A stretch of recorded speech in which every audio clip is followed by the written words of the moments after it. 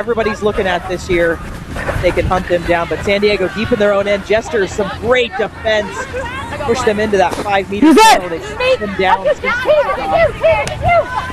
Try to work their way out if they can. Surfers had a good season as well. You're there too. Push that right into their 7th season. Football! There's the captain. He is wearing number 15. He gets it out to the edge. There's some speed here. San Diego's going to go from their own end, almost 85, 90 meters, and a drop for Isabella Abelman, 24 years of age, out of San Diego, California. What a start for San Diego, Alicia.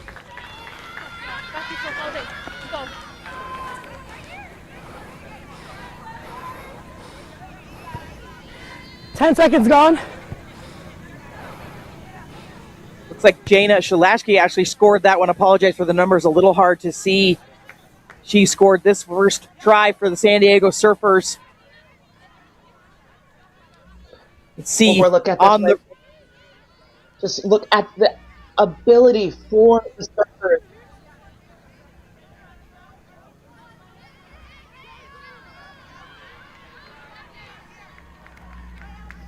And in 7s, you make it, you take it. Oh, the knock on there, so it'll come back and apologize. Not you make it, you take it. Should be you make it, you take it, but scrum here to San Diego.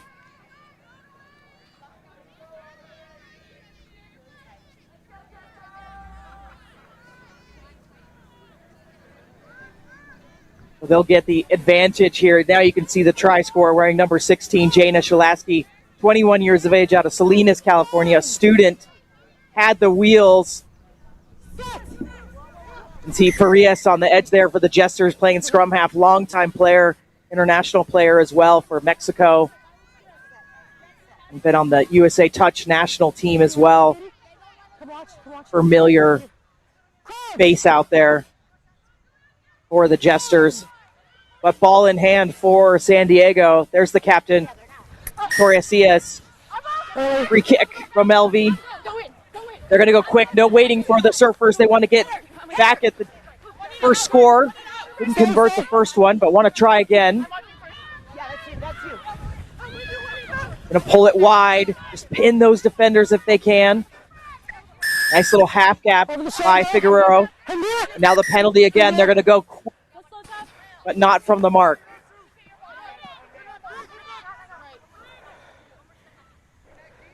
Let's have it. You can see San Diego just taking their breath here. They'll just tap into Figueroa's hands again. Got some space on the edge, but good defense from Farias.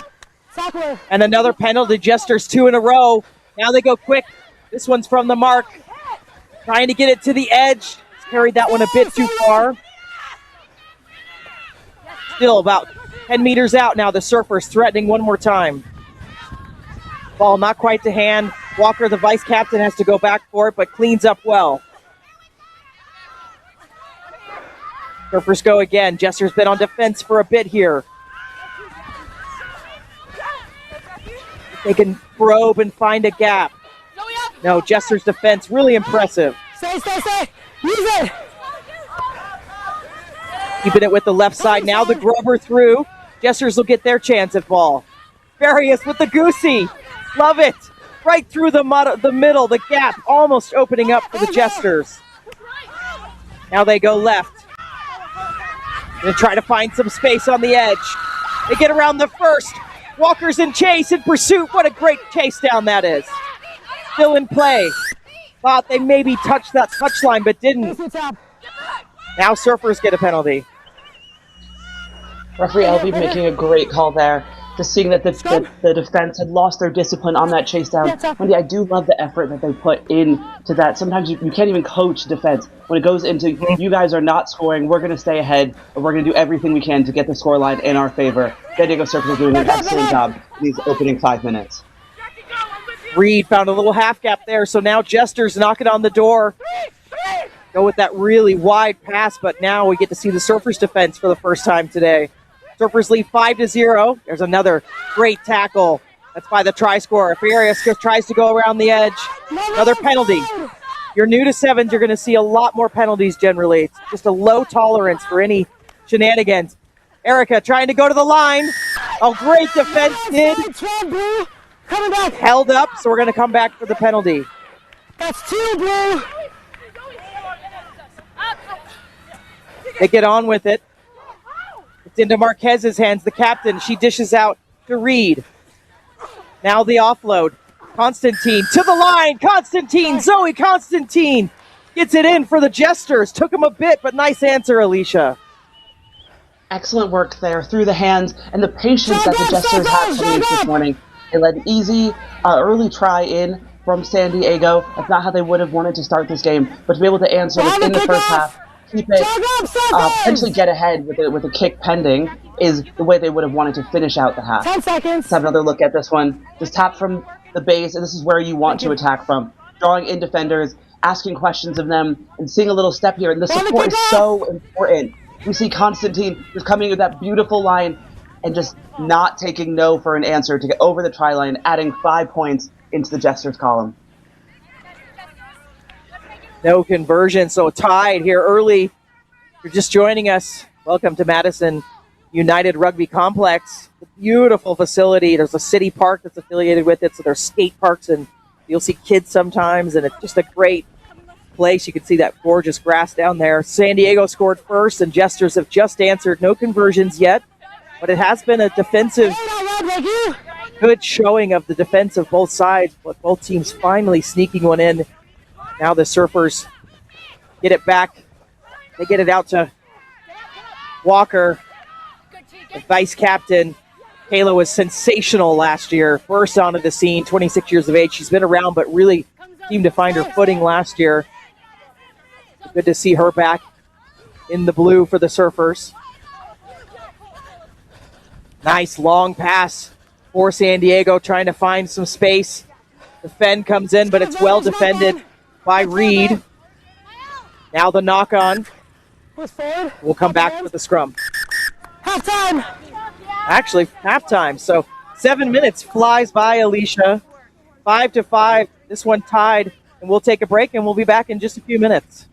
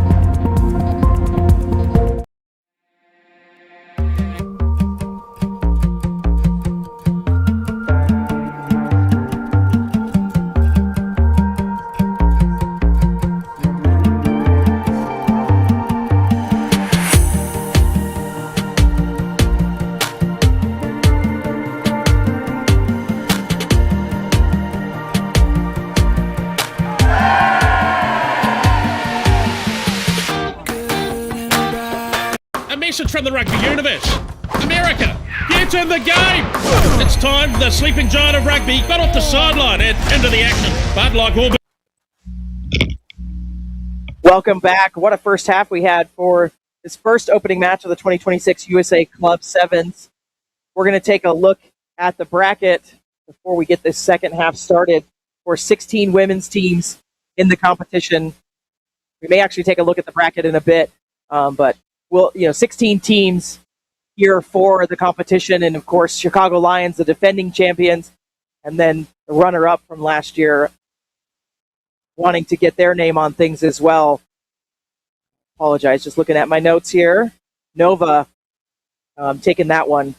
So the men's side. For the women, it was Chicago North Shore. It was an all-Chicago affair last year. North Shore losing by 2 points. But what a testament for Midwest rugby, Alicia. The Midwest definitely showing up and showing out last year. And even this year, Chicago Lions themselves have brought 2 teams, which just shows the strength of that program. Not just 1 through 7 or 1 through 12 on the tournament side, but 1 through 24 is an absolutely incredible feat for one program out of the same city to accomplish when there's plenty of competition in the area as well. That's right. Yeah, it's stacked down there. Yeah. But this one, 5-5, San Diego scored first, and then the Jesters came from behind. Nice little gap there found by Taylor. Apologize, Lily Thomas. Number's a little difficult to hold here, C for San Diego. Now Jesters have turned it over, and there's Sanjuanita at the O's, the captain. 43 years of age, of young, still playing the sevens. She's my age, and I can't believe she's out there. Just a testament to her athletic ability. San Diego's taking it back now.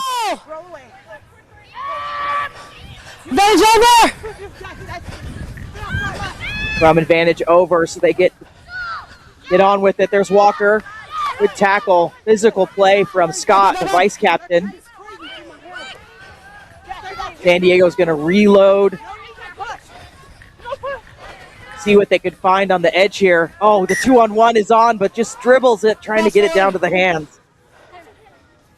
How unlucky, Wendy, that pass. They were probably looking to take advantage of the edge, have a bit of a mismatch maybe in footwork, maybe in speed on the outside, but just couldn't get that ball away early enough. We're setting with the scrum now to the Jesters. They've had some success in their scrums in the first half, looking to set another attacking platform, possibly add another 5 points in these next few phases. Set! Good drive, good drive. Okay, we're here. Clean scrum for the Jesters. A little bit of pressure, but able to absorb it. Gets into Scott's hands. Scott fends off one. What a great offload that is. It's into Reed's hands. That's fine. Scott will reload and swing it to that right side. Big tackle coming in, so they just jam it back, and footy skills on display. In the end up, another kick. But just chasing it back is Rivera of the Jesters. This one just dancing with the touchline and does get pushed into touch. Great defense here, so much back and forth. I imagine both teams just want to settle in now. They want to find the rhythm. They've had first half, they've had a halftime, and we can see now they're rolling in some subs, probably to execute some of their game plan a little bit stronger. We're seeing the ball flung around a bit with a lack of support, and that could be some of the hitters that they're taking out in their first game. Both teams are going to want to settle if they want to put more points on the board. Yeah, solid analysis there, Alicia. First half seemed almost settled, and now a little jiggle, if you will, in the foundations, it seems like. A little underhanded pass for the line out. Doesn't quite get the height they probably want, so another knock on. She's knocked out in the line out. Edge of the line here.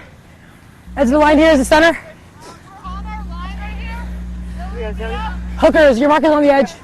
Mariana, on my right, please. On the edge, sorry. Oh, sorry. That's how I was going to go. Okay. Go, map. Crouch! Bind! Set! Hold. Good drive. Big pressure coming from the Surfers. But Jester's able to get it out.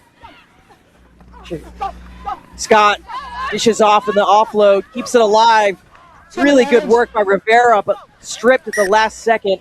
Verdonic will just put in the kick behind, but we'll come back for a scrum. Wendy, the name of the game at this point has to be possession and ball security. Both teams looking to fling the ball around, which are probably things they would have gotten away with, if we're being honest, in their seventh regular season when they're going through qualifiers. Maybe these teams have obviously found a lot of success, and that's why you see them at seventh nationals as the top 16 women's programs in the country. But you got to be able to execute your game plan, get on the front foot, keep the ball in hand, set a platform, and play from there. Set! See if they can right the ship. The Surfers. Oh, Jesters captain Torresias has to really fight for it, but does get it out. There's a gap. Gets it off to Verdonic. Verdonic's chased from behind by Casanave. Look at that poach attempt. Beautiful work at the breakdown. They want to go quick with it. 5-5. They've got to get a point on the board. It will go down as a draw. There's no overtime during pool play. Stay. Marquez just takes the seat. And that pass again. Knock on. Picked up by the Surfers, though. Thunen with it. She offloads to Verdonic. Verdonic, Scott chases her down from behind. It's a good tackle. Verdonic keeps it alive. Surfers could have the go-ahead here just at the 22-meter line. Long passes. Backwards is the call from LV. Very generous. Now the Jesters take over again, and a solid tackle comes in, but too high. That was high. Let's have it. Referee LV quick on the spot there. Let's have it. To penalize that high tackle. Scrum called. On the side. Excellent choice here, Wendy.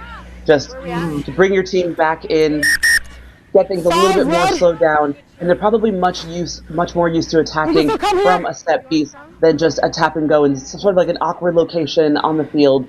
So they're going to be able to bring their forwards in, get the bigs from the other side into the same place, and get their hands on straight. The biggest thing here is just making sure when you are looking to pass, you are looking for that ball to go to hand as cleanly Time as is possible. on. Crouch. Clock will keep rolling. LV's going to let us know when this game is over. We haven't heard last play or anything, so we could have a little more time. So Jesters could do it. They did it in the first half from their own end, and they're going to have to do it again. Looking for Scott, but couldn't get the pass. They'll go to the right side now. Stewart, only 18 years of age, out of Portland, Oregon. Wearing number 4 today. Comes in with some fresh legs. Scott again, bumping. Can't get through. There's another knock on. So San Diego gets a chance now. They have scrum advantage. Verdonic picks it up and goes to the right. It's wide open. She's already scored 1. This will be her second and the game winner potentially. Jana Shaleski, 21 years of age, getting it done for the Surfers. Wendy, both these teams are setting a great platform to launch into the rest of the day. Jester's probably hoping even for a tie, but they're going to end up with the L for this opening match. Kick incoming, so we'll see if it's by 5 or by 7. But just for me, it was the handling that kept both teams just not on the right side, not where they wanted to be playing in. We're going to end up with this one 10-5 heading in San Diego's direction. San Diego takes their opening match. Jesters will have to try to fight again for their second match. We're going to step away for just a... apologize. We're going to take a look at that bracket before we head to our second match so we can get a look at all the 16 women's teams, and of course we've got men's teams here as well. So here's our bracket. We just saw Pool A action. There's the defending champions there in that number 1 spot as well.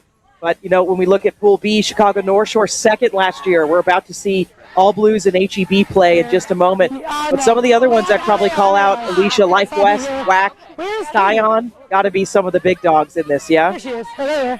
Absolutely, and these are the teams where for the last few years, a decade maybe even, come think about the time when I was playing with Scion, it wasn't yesterday, but these are the teams that you would have put at the top of these brackets. San Diego might have been up there, and we could see that they opened up really well in their first match. Phoenix, always a contender, and Boston Women, they have such a storied, amazing program coming out of Boston, and the whole city has really coalesced around this team. And they have been playing top-level sevens rugby, or at least as long as I have been playing, Wendy. Yeah, and you know what? I love these. You know, we've got Colorado Grey Wolves. I talked to Sarah Shabbat yesterday because they've got the Legacy Cup tonight in the WER. They have sent 2 of their players that are on-call players that, participated in the WER. They're now here with Colorado. They've got an assistant coach here. So Grey Wolves, their first sevens in a while. And then, of course, we've got, Chicago Bonus Track. You already talked about them, Alicia, but a second side for the Lions. Dallas Harlequins down there at 13. And then, we've got some of these other the seeds that you sometimes forget about, but there's sevens is really where anything can happen, and we could see somebody jumping up, and the seed doesn't matter. Well, that's why we play the game, Wendy. You know, if seeds were a foregone conclusion, we could just look at this and stay home, right? Yeah. We want to see how these teams perform, who comes in the most prepared, you know? And I think our first game that we saw, it was a question of who had the best handling. And that is what we came away with. The San Diego's able to keep the ball in hand, get the ball to the edge, and make sure that they got over the line last and got that extra 5 points for their team. But these seedings, Let's go. we could see some upsets this weekend. They could mean a lot, or they can mean not a whole lot. Yeah, I gotta play the game. I hope we do. Yeah. Thank you. And if you hear that third voice with us, that's our referee, and I think I know the voice, but I want to see their face before I name them wrong. But we're just about getting ready here for the All Blues and HEB Hurricanes. HEB Hurricanes out of North Texas, out of that Hearst, Belton, and then that I think Euless is the third one. What that HEB stands for. HEB in the white, and the All Blues in the blue and the gold. Very typical colors for them. HEB came onto the circuit a couple of years ago, really started to focus on sevens and did really well.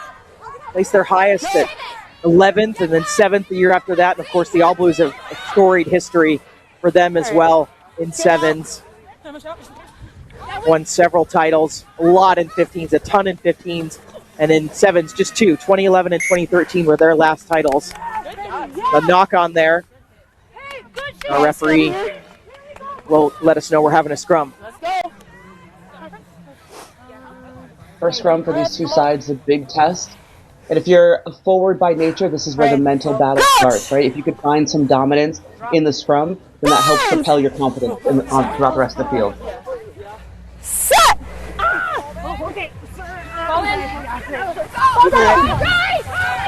Ball to HEB, and the handling that we saw in the first half continues to struggle. Mark here. We'll come back and have another scrum. And our referee for this one, Katie Schuber.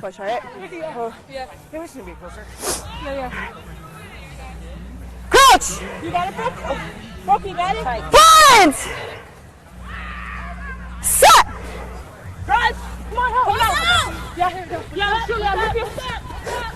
All Blues with ball in hand. Try to attack that left side. Three is right here. Backwards! Working from their own end. Does go through the leg, so the kick through. Smart choice. Nobody's at home. They have to chase back. And they try to attack the edge right away, though, HEB, and she's got legs. It's Denise Samp. She was a breakout star last year, 30 years of age. She gets it on the board for HEB.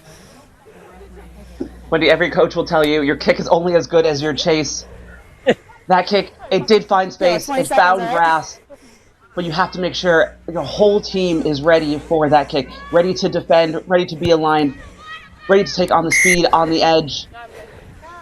HEB was able to dot that down right in the center. We can have a look at this kick again. Technically, very well done. Tactically, coach might have some questions, but the speed from the edge to not even look at support, just back yourself. Sam's just amazing stride here. Amazing way to start the match for this HEB side coming out of Texas. They're one of these unpredictable sides. They've got a long history of playing in Texas, but mostly played sevens, but played socially, and then decided a couple of years ago they're just going to go for it, and they've just stomped everybody in Texas. It's been great to see. Big run from the All Blues as they get their first, really second attack underway here. Let's see what they can do with it. They're going to try to go wide. Some speed on the outside. Samp has to try to tackle from behind, but she can't. Another tackler does get in. Bernice Thambra almost got away, but that tackle by the defender did well. HEB continues the attack. No break for them. All Blues get the penalty this time. Not going to be 10 the call there. May not come for Schuber. Schuber just did AR duties, so maybe a little lapse there. Another penalty Want to go quickly again. There's another, not 10, and the fend in the face. I love it. So physical from Clark. Yeah, T-turn. Lafferty gets him inside 5 now. All Blues trying to answer back from that HEB try. Tackler shirked off. All Blues a little slow to organize here, so it is a little one-pass contact. It isn't always a problem, but just a little bit easier for the defense, and now that forward pass creeps in. What a frenetic attack. A bit chaotic there. Both teams had lost their shape on defense and on attack. Just looking let's get to this scrum on, all right? keep We'll our talk at half, communication up, right? At this point, when you're heading into halftime in just a few minutes, you want to go in feeling strong, and that comes from communication. That strength and that confidence has come from the chat from your right and your left. And I think both teams need to add just a bit more of that to see what they're looking for here. Early push from All Blues. You've got to wait until that cadence comes, and technically the ball as well, so that's what that call is. HEB on attack again, though. Couldn't quite get it to Dr. T.R. Littleton's hands, the chiropractor. So it'll be another knock-on, so we'll just see a repeat of a scrum. We've got Mark here. Let's get this scrum set up. There we go. Thank you. All right. Hey guys, Mark is here. Mark is here. She's down. Time is off here. Do we have players on the field? Yeah. About 5.5 minutes to go in this one. We need a sub. Coming up next, we will see Boston taking on Is Phoenix. sub coming on? Yeah, she's coming on. Okay. We saw in that bracket that this Pool C action that we'll be seeing next, that Boston, that 6th spot, and Phoenix is a little bit farther down in the rankings, but Boston is one of those sides that they're just really gritty, Alicia. All right, we're good. Phoenix here, is the select side, and I believe that's the Phoenix out of Florida, so you have to know where that, it's the Phoenix All-Star side as well. So it's not Phoenix, Arizona that we'll see next. Yes, more of a Phoenix from the Ashes than a Phoenix from Arizona. Yeah. Yes, what? That's right. Still hot, but a different type of hot, not so dry. All Blues breaking through, chased from behind. Does get caught. Lomu out of East Palo Alto Sorry. stops the attack, but All Blues going again. Be a bit isolated. Down. Too high. You hear the call from Schuber, a little bit too tall on the tackle. Referee Schubert's not happy with that tackle height there. That's so important to keep the team's discipline in the early stages, because as a ref, whatever you allow in the first half is sort of what you need to allow in the second. And that's when things get a little closer, a little more dicey. It's good to set that discipline early. Nice little gap for Gomez. Gomez with the dummy. Going to get through for the All Blues. It took them a bit to build. A couple penalties against HEB, but they get one in. Yes. Like for like here from both sides. We have 2 tries now scored in the dead center, which just shows that they came in virtually untouched You can wait. to score. We'll have a try incoming. Let's see if the All Blues can level this one up. Kicker taking a bit of space here from the uprights. Wherever the ball is put down, you can kick from anywhere in that line. And she adds the extras. One more look at this one, Wendy.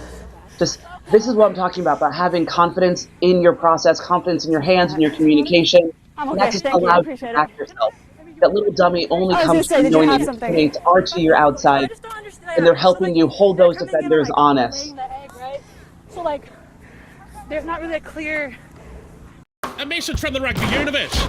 America, get in the game!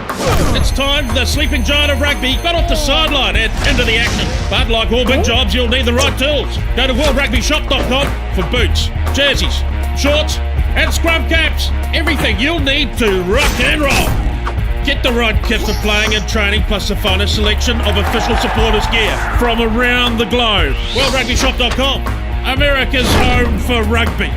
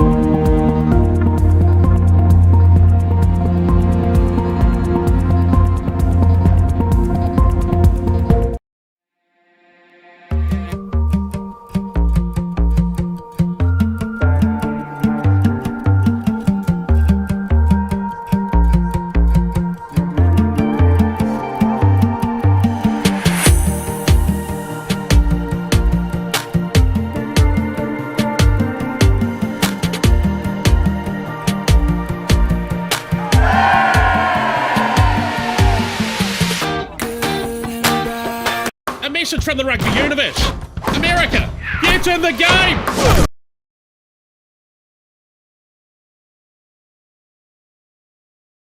Back to Madison. Second half of this 7-7 match, it's been just really tight. We've sort of seen the mishandles creeping in from the first game that we saw, Alicia, wanting to have these teams have the ball flow. We would just love to see the hands from both sides just be screwed on a little bit tighter, Wendy. Like, the offloads are beautiful. That ambition, that want to play fast, you got to earn that right. You got to have two hands up. You got to have your communication on. You got to make sure your teammates are ready for those quick passes. And hopefully, after a bit of communication in their halftime, bit of water, I'm sure they had gummy bears going around the circle. They can get their hands on straight and get ready to attack with some force in the second half. All right, same thing. Give me a good scrub, no early push. Okay. HEB scored first. It was a sensational return on a kick, and then All Blues just worked the phases. Had a couple of penalties they took advantage of as well. They've got another chance here now, the All Blues.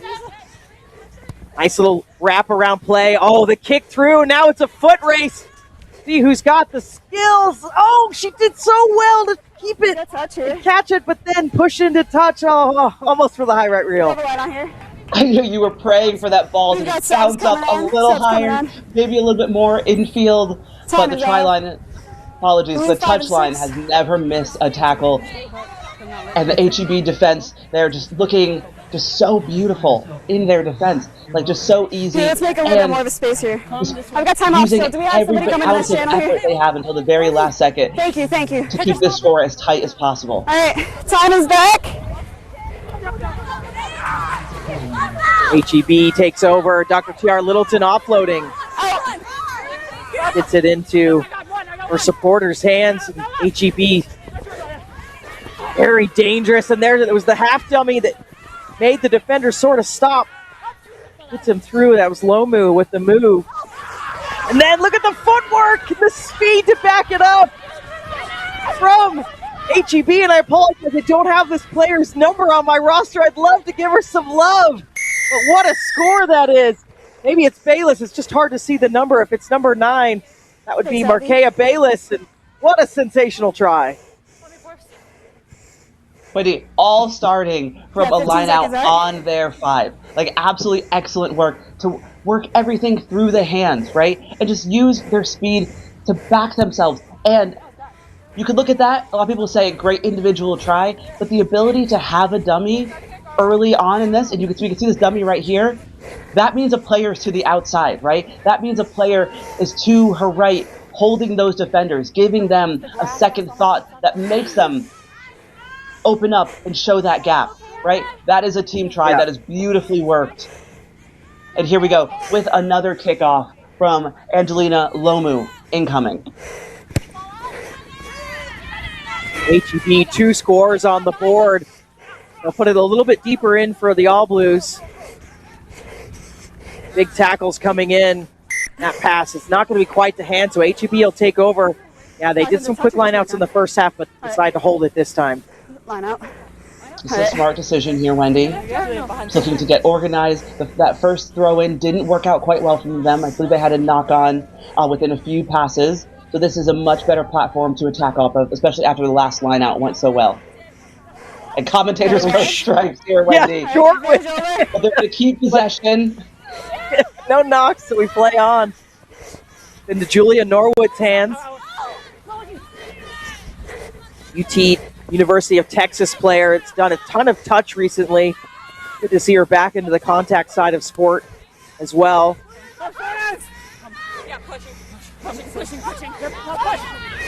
UTB just have that 5-point lead, which is nothing in sevens. We know that. We're into the 11th minute in this match. There's the try scorer in this second half. Oh, but in there are the All Blues if they turned it over and they get the penalty. They'll go quickly with it. They've got no choice. They're playing from behind and backed up. Have to try to find another way through this HEB defense. They did it in the first half, but it did take some time. Big tackle coming in. Sua with that one. Oh, and the Jackler on the ball. They get it. They get the penalty. They're going to go quickly. It was Julia Norwood. She'll go one-hand pass out to the outside as well. Beautiful work. And Daniel Wakasua will get in. Thanks, Albie. Wendy, whatever dummy pass clinic that HEB is running in all of their sessions, I want to attend. I will sign up. I will pay for this because it is getting them all of their tries here. Just everything from the start. You can see just how much they back themselves. Their confidence is absolutely incredible. And that dummy just opens up the inch of space that they need to make the most of it.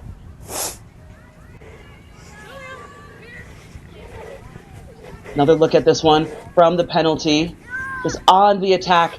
Oh, I love that one-handed hook pass. And just that little dummy just opens up the tiniest bit of space to attack into. But that's just it. You're asking questions of the defense. And that tiny moment of hesitation is all HEB is needing to capitalize on every bit of space that they're given. They'll go again, HEB. Just knocked on there. Kick really low and a tough one to handle. Here we go. Big spoon.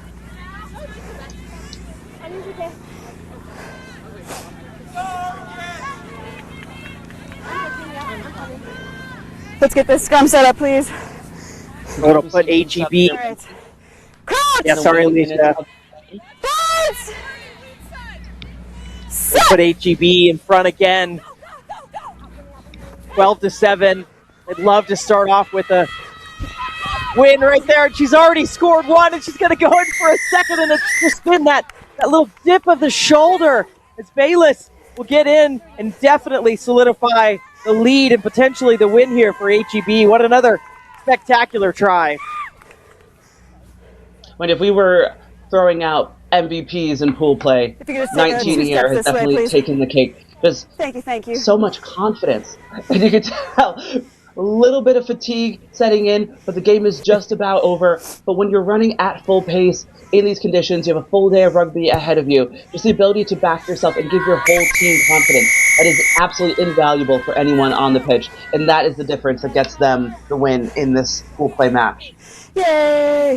HEB takes their first win of the day home. We'll take another look here, but 17-12. Just from the base of the scrum, I just love, like I said, the confidence. Just go forward. There are attackers to her right, to her left. She says, no, guys, I got this. I'll do it myself. We'll step away for just a moment before we get back.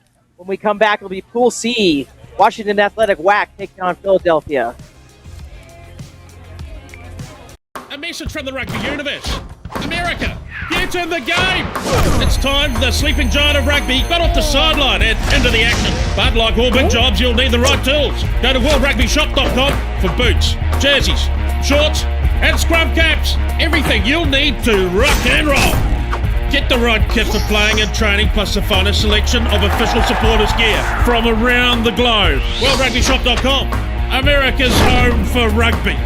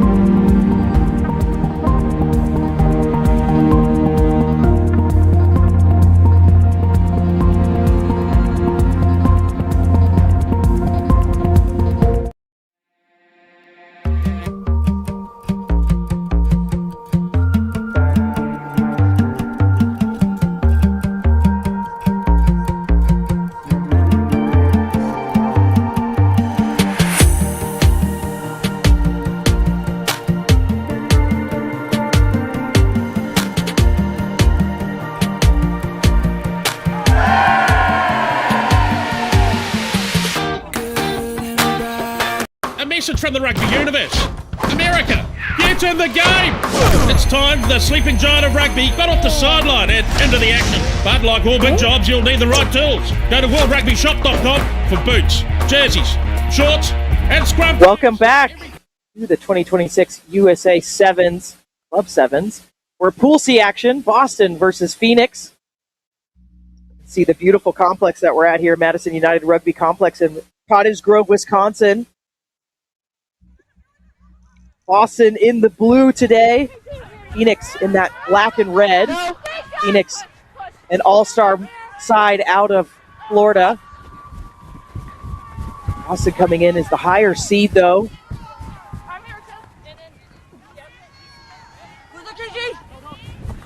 Seen our first two games. HEB took the win just right before this, and then before that, the San Diego Surfers got off on the right foot. We've seen some mishandles, and we were just talking about the weather with our production team. It's only 72 degrees, Alicia, 80% humidity, so it is humid, but we've seen a lot more mishandles than we're used to seeing as sevens. Well, yeah, I think both teams are probably just waking up, right? They're coming in, maybe a little bit of jitters. This is a national championship. You know, that could really inspire some butterflies in your belly. But the way that you overcome that, you should have those butterflies fly in the direction you want them to fly in, right? You find some confidence in the early minutes of the game, and from there, use that to propel you into good decisions and good outcomes later on. Our referee in the center for this one, Angelina Sorrentino. On my AR. That's that third voice that you'll hear throughout our broadcast. Appreciate you tuning in with production by Next Level Rugby, and you're watching on the USA Club Rugby YouTube page. Third match of the day. We're going to be here all weekend. Quarterfinals starting later on. We'll have championship action tomorrow, starting on Sunday as well. So stay with us throughout the whole weekend. But Boston, deep in their own end, that Phoenix defense has held them here for a bit. Nice little double carry for Julia Yoder, the captain for Boston. They'll try to find some gaps in this defense. There's a little half gap, but a forward pass is the call. The Phoenix will take over. So unlucky there, but well spotted by our referee in the center. This will allow Phoenix to attack from the scrum. And I do love how both of these sides are starting in a crouch position for their scrum. So one more look at this. The space was there, the opportunity was there, but the player was in front. Forward pass leads to a scrum, headed in Phoenix's direction. We'll push from Boston, but great job by the scrum half to get that out. It's into Lolita Galdonis' hands, captain for Phoenix. Pushed back just a little bit. They'll try to push to this left side, see what they can do with it. Leanne Smith has absolute wheels for days if she can get into the open. Wearing number 14 today. But a good carry by Savannah Lewis. She'll dish it deep to try to keep the attack alive. There's that head fake. We've been seeing the dummies have been the difference for these sides. And Stacia Thompson, 37 years of age, out of Charlotte, North Carolina, going to get Phoenix on the board first. Now there is a textbook team try, just working it through the phases. It made it look so easy, and they were just so comfortable to go backwards with the point of going forward in their attack. Maybe we saw like a backwards football looking pass there, but all of the attackers for Phoenix able to be on the same page about, yes, we're going to reset, go backwards pass. We're not going to have any errant offloads. We're going to go forward. We're going to get a try from this. And so they did, with the extras, Wendy. One more look here. Just that full hooker throw to the back. And beautiful hand. Bit of footwork in the middle, just causing a bit of off balance from the defender. And then just that full stride into the try zone. Phoenix here with the kickoff. Then the Boston hands and finds a nice little gap. Devin Robinson gets them across the 50 by just a few inches. There's that Phoenix defense that we've been seeing in this first half. Been very solid. Now Colin try to get through, does really well, some footwork.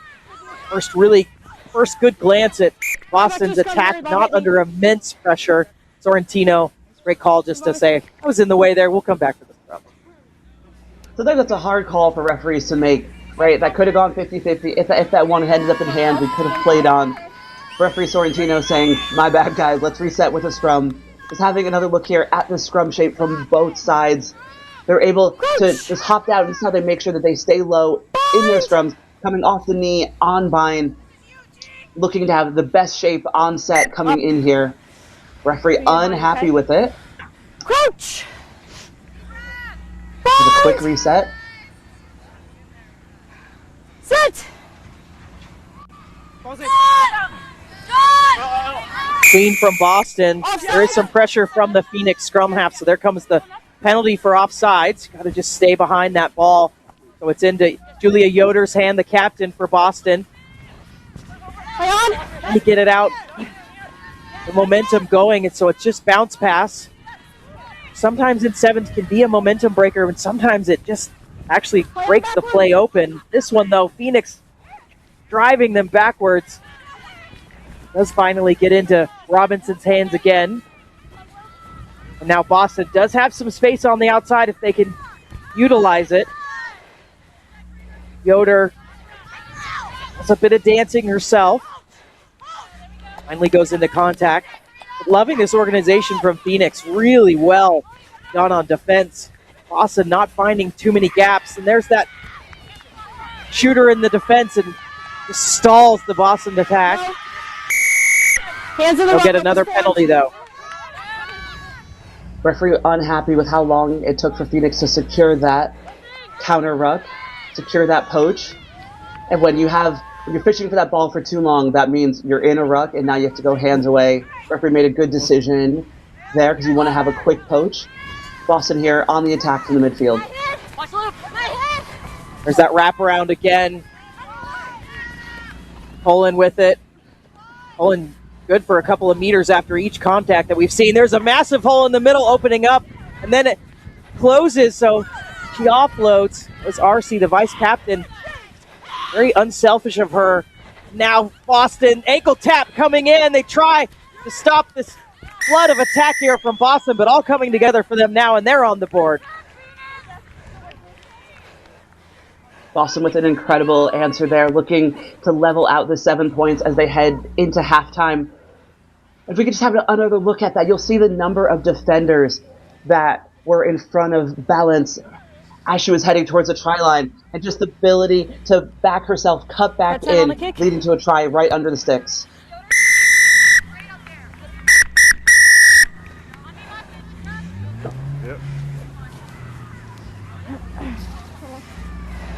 What a sensational try. We see another look at it here as Kate Balance has such great balance on her feet and gets around that ankle tap.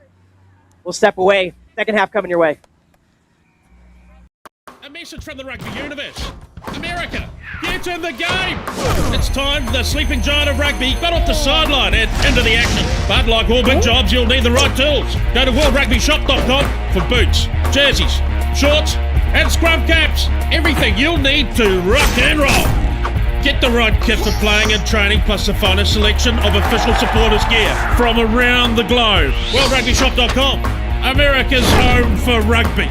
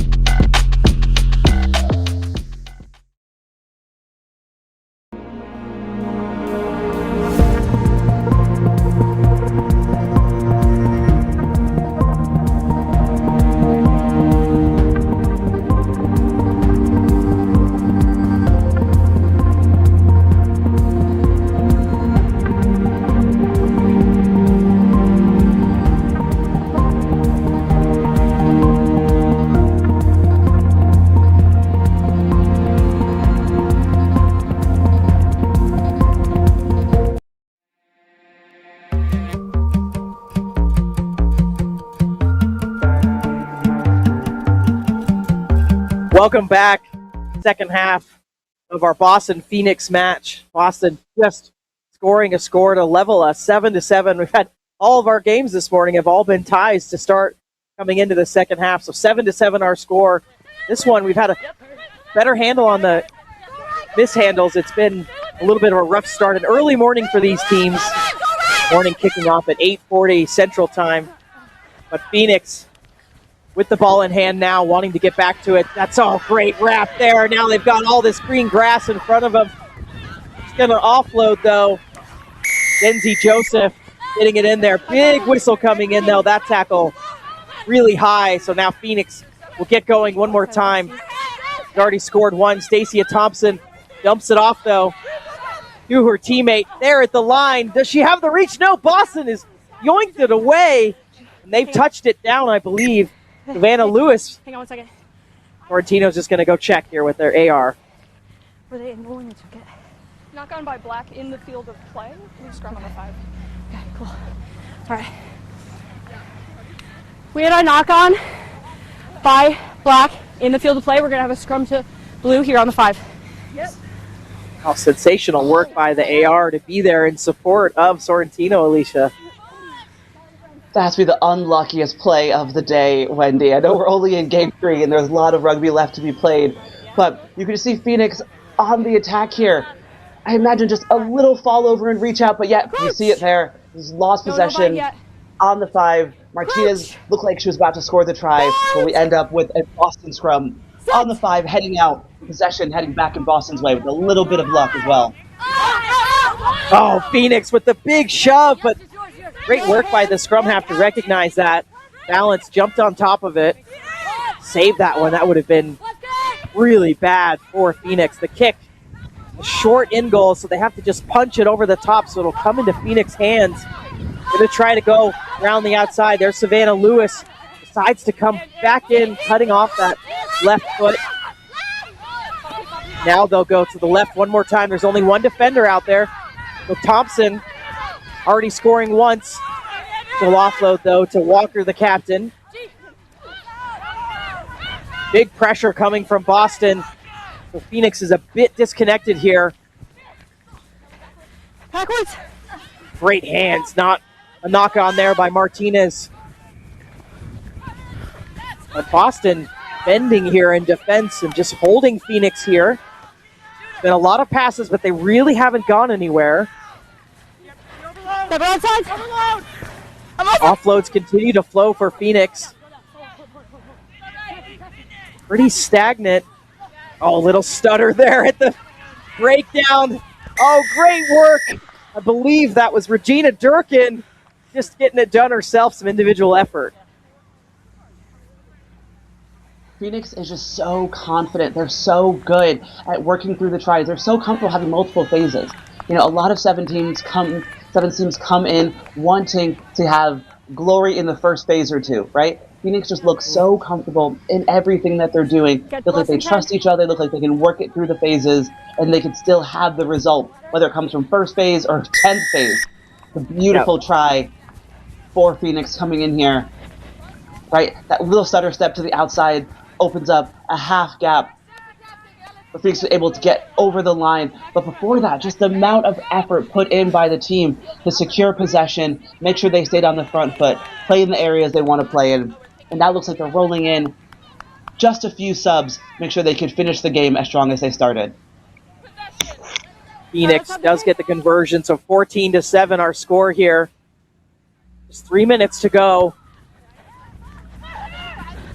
Put it into the corner, and Phoenix there first! What a leap into the air that was! By the flying side, rising from the ashes, and they get the restart. Oh goodness, she's sensational when she's got the ball in hand. Sofia Fernandez going to put the go-ahead score for Phoenix, and she's going to center it as well, showing that rugby IQ.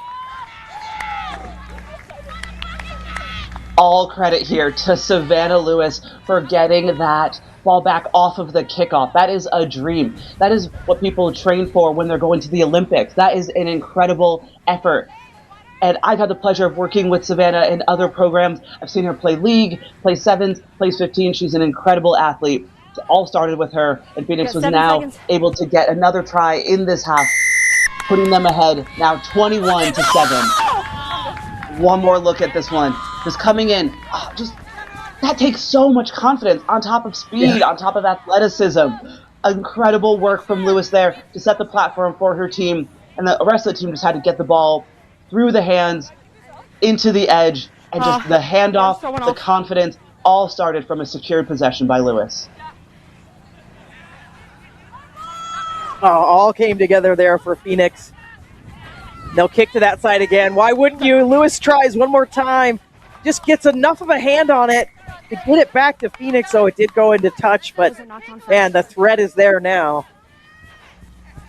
And just the amount of fear that could put into someone who's about to receive that ball. That someone, I mean, like, I feel she has like an NFL speed 10. Like, that was an incredible amount of speed to get under that ball. It wasn't like it was a high ball either in the first one. Second one was a bit higher, but either way, the great defensive platform in the first kick, and now they're attacking again for Phoenix because that disruption that they were able to cause off that kickoff. This is all going Phoenix's way. Does end up with Boston there. They had the lineup, but as you said, Alicia, they stole it. Now it comes back, so Boston is saved by a little knock-on. Its momentum has definitely swung in Phoenix's way. Absolutely, and if you're Phoenix, you're comfortable in this scrum, right? We've seen some of their scrums be incredibly dominant in the first half, leading into the first minutes of the second half, and you could see that they're cozy. If you want to scrum, we'll go ahead and scrum, right? We'll put you under some pressure, and there we go. There's the pressure and the turnover. Just amazing stuff from Phoenix. Really look like they're really coming in confident. Ball gets out to Fernandez again. So electric on the outside. She will dump it this time. Out to Lewis. Now Thompson is there for the cleanup and just takes that extra second for Phoenix to let themselves get organized. What can Boston do here? Can they stop Phoenix in the waning moments here? We are into the red on the clock, but Florentino, our referee, holds the power of the watch. So Phoenix will go again. There's Lewis. Done really well for Phoenix today. Just a little knock-on again, and that should do it here. But what a sensational first match for Phoenix, putting a stamp out there, Alicia. They have put themselves, their names on the board, on the map, especially in this opening match, which is definitely the most confident, Great game. best skilled match we've seen of the day so far. Incredible work for this Pool C matchup, heading into Pool D next, coming up. Oh, thank you. We'll step away for just a moment. Pool D, WAC versus Philadelphia coming your way next.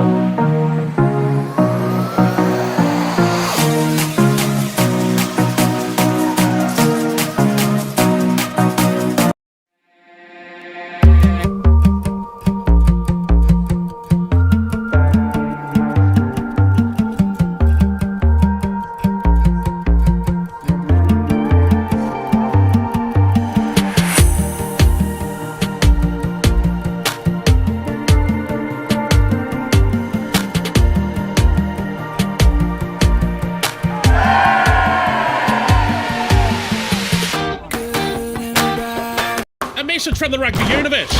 America, get in the game! It's time the sleeping giant of rugby got off the sideline and into the action. But like all big jobs, you'll need the right tools. Go to worldrugbyshop.com for boots, jerseys, shorts, and scrum caps. Everything you'll need to rock and roll. Get the right kit for playing and training, plus the finest selection of official supporters gear from around the globe. worldrugbyshop.com, America's home for rugby.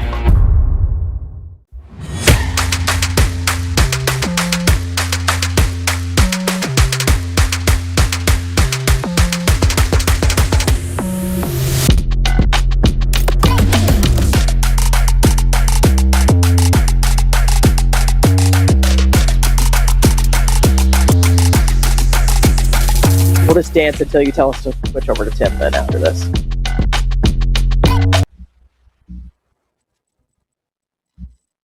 Welcome back. Second half. Sensational in that match that we just saw. Phoenix taking the win there, 21-7. Now we've got Pool D action closing out our opening round of women's games. We'll have our men's games coming up next, but we've got WAC versus Philadelphia, Washington Athletic Club. That's them in the blue and white. And then Philadelphia wearing a deeper color than I'm used to seeing them in, black this year. It was touched before 10. Our referee in the center for this one. Thank you, Alexis. Apologize, just looking at the sheet, trying to juggle all the things here. Don't have the referee for this one, I apologize. Oh, there it is, getting down to it. I can read the sheet. Alex Hedquist, a referee in this one, but quick start for Philadelphia deep into WAC territory. I apologize right now to the Philadelphia fans. These numbers are going to be really difficult, so we're not going to be able to give the love that we'd want to give to these Philadelphia sides. Just a general note to managers out there. Red on black is awful. Step. Philadelphia going backwards here, so good defense from WAC. WAC is a perennial 7 side. Won the championship many times in the past. Philadelphia had a recent focus on 7s in the last 5 or 10 years. But a penalty there. WAC's going to take over. Scrum option. Oh, Wendy, I love that call so early in the match to go for a scrum. They had the penalty. They could have kicked it ahead, gone to their line out. They could have had a tap and go. But that is just showing how confident their forwards are to set a platform for their team. We'll find out soon if that decision pays off. The possession stays with Philly for the moment. Coach! Bind! Push, Lala, big push. Put in from WAC. A little bit of push from Philly. It's absorbed, though. Sid Copeland, sensational player, steps in, and that's why she's in that 10 spot, that first receiver spot. She's just going to fly through and score early here for WAC, and there's the confidence that you talked about, Alicia. It paid off. That decision 1,000% paid off for Washington Athletic Club. They would have had plenty of time practicing their scrum throughout the 7th regular season. Kick was no good on that attempt. Maybe an untraditional feed from the right side. But just be able to hold yourself looking so steady. And I think that having that support on the outside just makes the defenders question, okay, which one am I defending? 15. Which one, and no one as they break into open space. Yeah. Copeland, 25 years of age, out of the Bay Area, gets us going again. Knock on. A little knock-on the catch attempt. We have seen sort of a plague of mishandles early on in this tournament. Did get cleaned up with Phoenix. They definitely set a standard in their match before this, and WAC is one of the top seeds. We expect to see that from them as well. There's something to be said there, Wendy, about the teams that have been at this tournament year in and year out for as long as I can remember, right? You just have the experience coming in that you could settle a bit earlier, whereas Philly might be a bit newer to this stage, a bit newer to this context, so sometimes there are just some jitters that you need to shake out early on to propel yourself into better times for the games ahead. Bind! Parrott is the vice captain wearing number 12 today, putting that ball in for WAC. Nice little platform for WAC. Did try to have Seneca Friend, the captain wearing number 13, fly in, but didn't come together. The defense was able to close on that one. Philadelphia all over them now. There's our first look at Friend. She's a sensational player, lightning fast, wearing that captain band for WAC this year. Only 27 years of age. Now into WAC's hands again, and it's into the 8th. There's Emily Barber, the other co-captain. She'll score for WAC as they get 2 on the board. Right in the middle. The X button spin move there to secure the try. Looked like she was in an inch of space on that far touchline, but was able to evade that defender and get on the try on the edge. Please. Not the easiest spacing for the kicker, but the team would take 5 points any day. X button spin move incoming. That pass here, I love that late delayed pass. And just shaking out of that defender. Falling over the try line. Look, it looks so easy out there, Wendy. Are making it look really easy.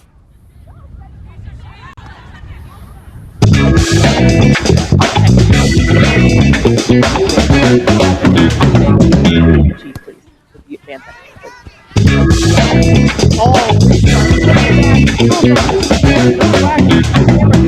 In the frame.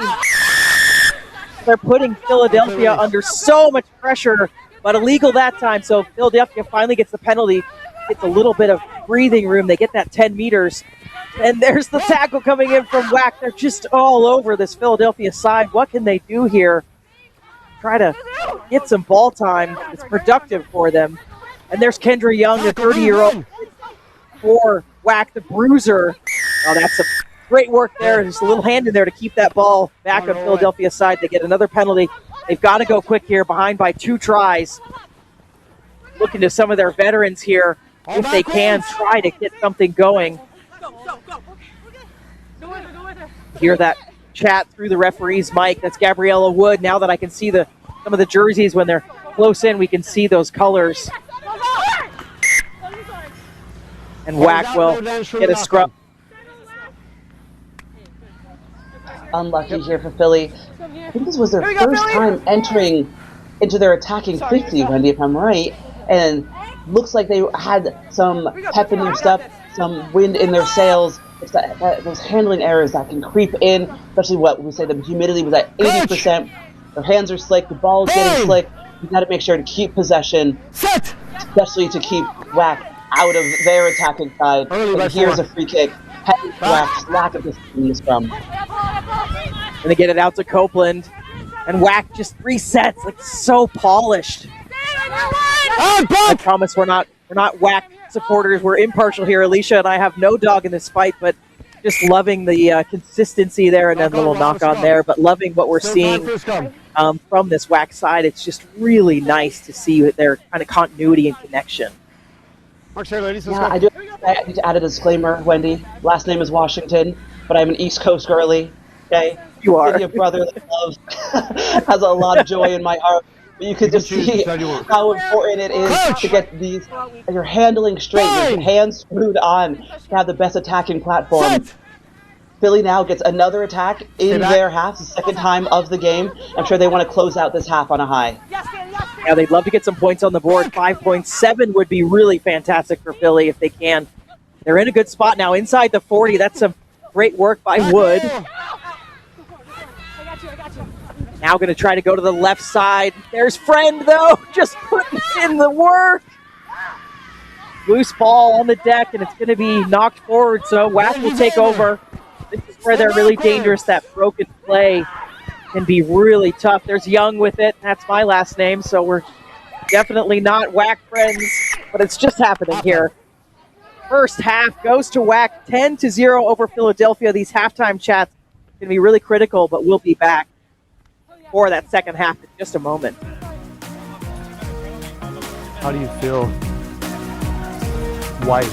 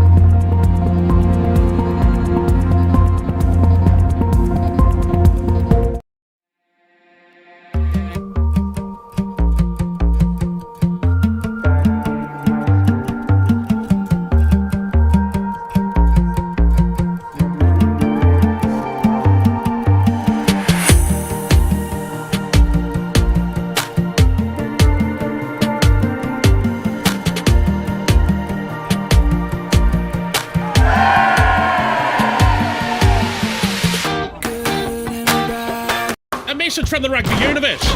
America, get in the game!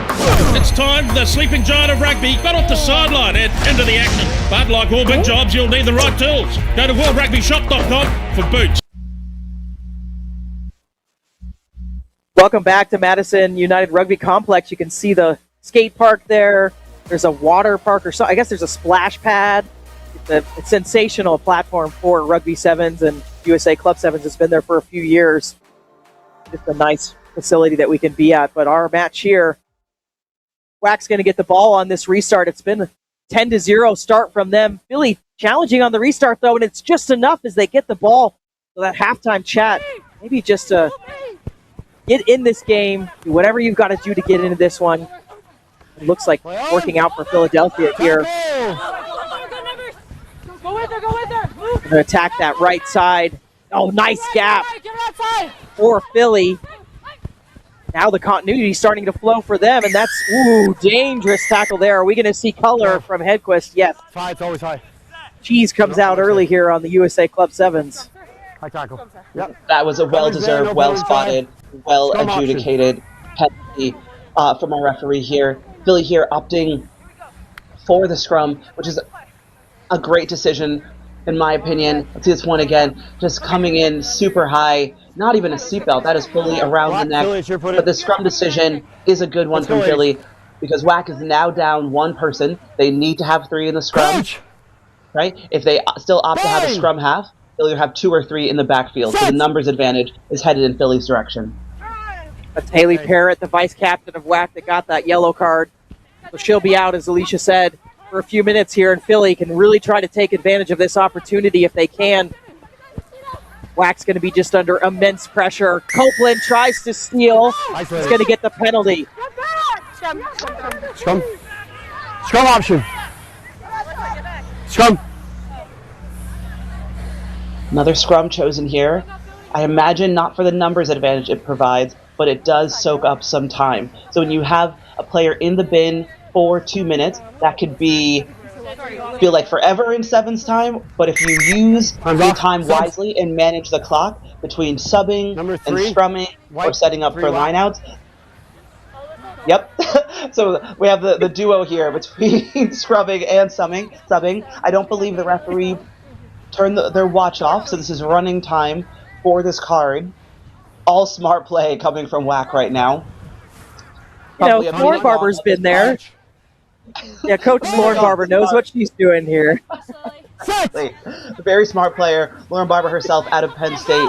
She's been to a few national championship games and tournaments herself. It's a very smart play from the coach.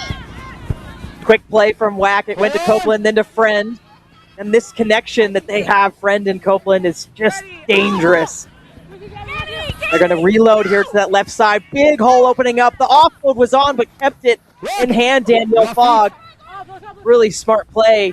We're just really getting to see the individual effort from these players. Now it's Sydney Colburn, the other Sydney on the team, and she'll take it across for WAC. Their first score in the second half, and they go up 15-0 with conversion to come. There are not many teams here that could find a way to score a try with 6 players on the field. They know they have someone with a card in the bin. They have to waste that time, watch the clock tick down. They could choose to play fast and on the back foot on defense, but not WAC. Washington Athletic Club says, we're going to keep the ball in hand. We're going to look for a way to score tries. And we're going to have a kick that looks so tight. I do not hear a second whistle. Doesn't look like the kick was made. When we're talking about teams screwing their hands on straight, this WAC side, their passes look absolutely beautiful, especially from the base. 15. Beautiful shape there. And just the ability to back yourself around the corner, look at your opposite and say, I can beat you. Even if you only give me a couple meters of space, I can beat you. We might be back up to full complement for this Washington side. Did it with a player down, extending that score line, and they've just blanked Philly here. Philly gets a chance here. They do get the restart. About 3 minutes to go in this last round of women's matches. We will be turning over to our men's matches next. Have Tim Wilkes coming on with his co-commentator, Ike Wrigley. They'll be taking on the Detroit Tradesmen versus Denver Barbarians in Pool E action. Philly puts in the kick from behind. Try to stop this dangerous whack side. They get the penalty here. Great work at the breakdown by Philly. They want to go fast with it as well. Slip of the foot there.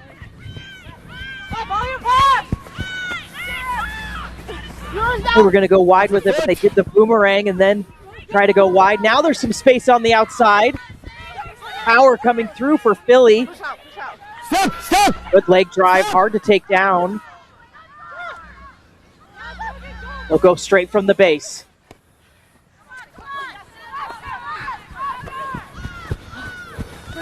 Whack does so well just defending the field. Misses one tackle there. Now Philly can get the offload game going. Get it to the outside into Andrade's hands. And then the wraparound from Wood. Wood gets around the outside. Philly patient in attack and gets it done. And the hug tackle.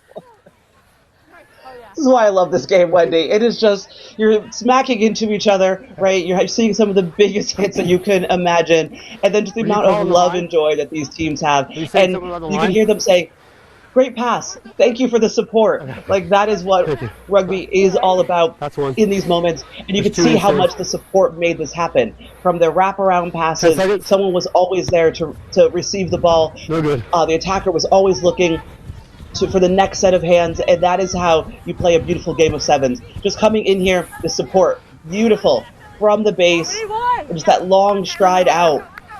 Philly gets on the board with their first try in the Sevens Nationals. Get this ball back, Billy. Here we go. Ready? Time is back on. Love that.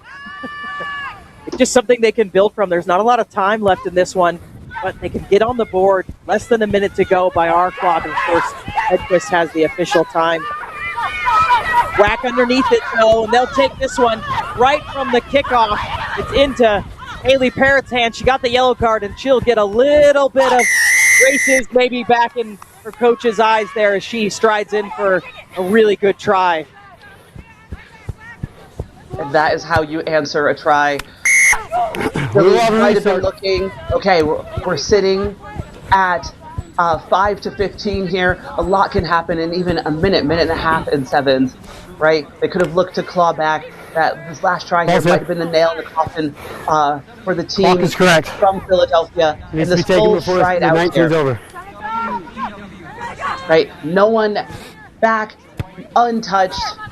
Right, you can see the confidence that they've been building up this whole game, this Washington side. Brings it to 22-5. We're into the red now. Philly can try to get one more. Kayla Hunkin-Clark on the field wearing number 18 for Whack. Roll first. But Philly gets the penalty. They'll go themselves. Tackle! Not a lot of space to operate for Philly.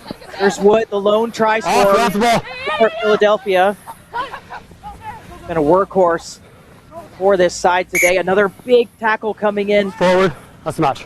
Causes that knock on. And Whack will take this one 22-5. And Alicia, we're going to take a look at some of these tries, but Whack looking really confident coming into Club Sevens this weekend. This game was all Washington athletic, really fun start. And you can see that they have been at this tournament a number of years, right? They're just as solid as the furniture. You expect them to be here every time you come. And it's a great team from the Pacific Northwest. They work so hard with great support from the Washington Athletic Club itself, which is a great facility, a great place to train. And you could see how much they aspire to be at the top of their pool coming out of pool play. What a beautiful first start for them. We'll see how they do in the rest of their games, but a great start for this Pool D at Club Sevens Nationals. Alicia and I are going to sign off now. We're going to hand it over to Tim Wilkes and Ike Wrigley picking up on men's action. We'll be back in a bit, though. Don't worry. Thanks for watching on the USA Club YouTube channel.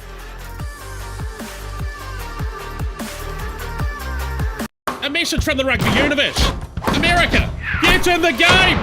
It's time the sleeping giant of rugby got off the sideline and into the action. But like all big jobs, you'll need the right tools. Go to worldrugbyshop.com for boots, jerseys, shorts, and scrum caps. Everything you'll need to rock and roll. Get the right kit for playing and training, plus the finest selection of official supporters gear from around the globe. WorldRugbyShop.com, America's home for rugby.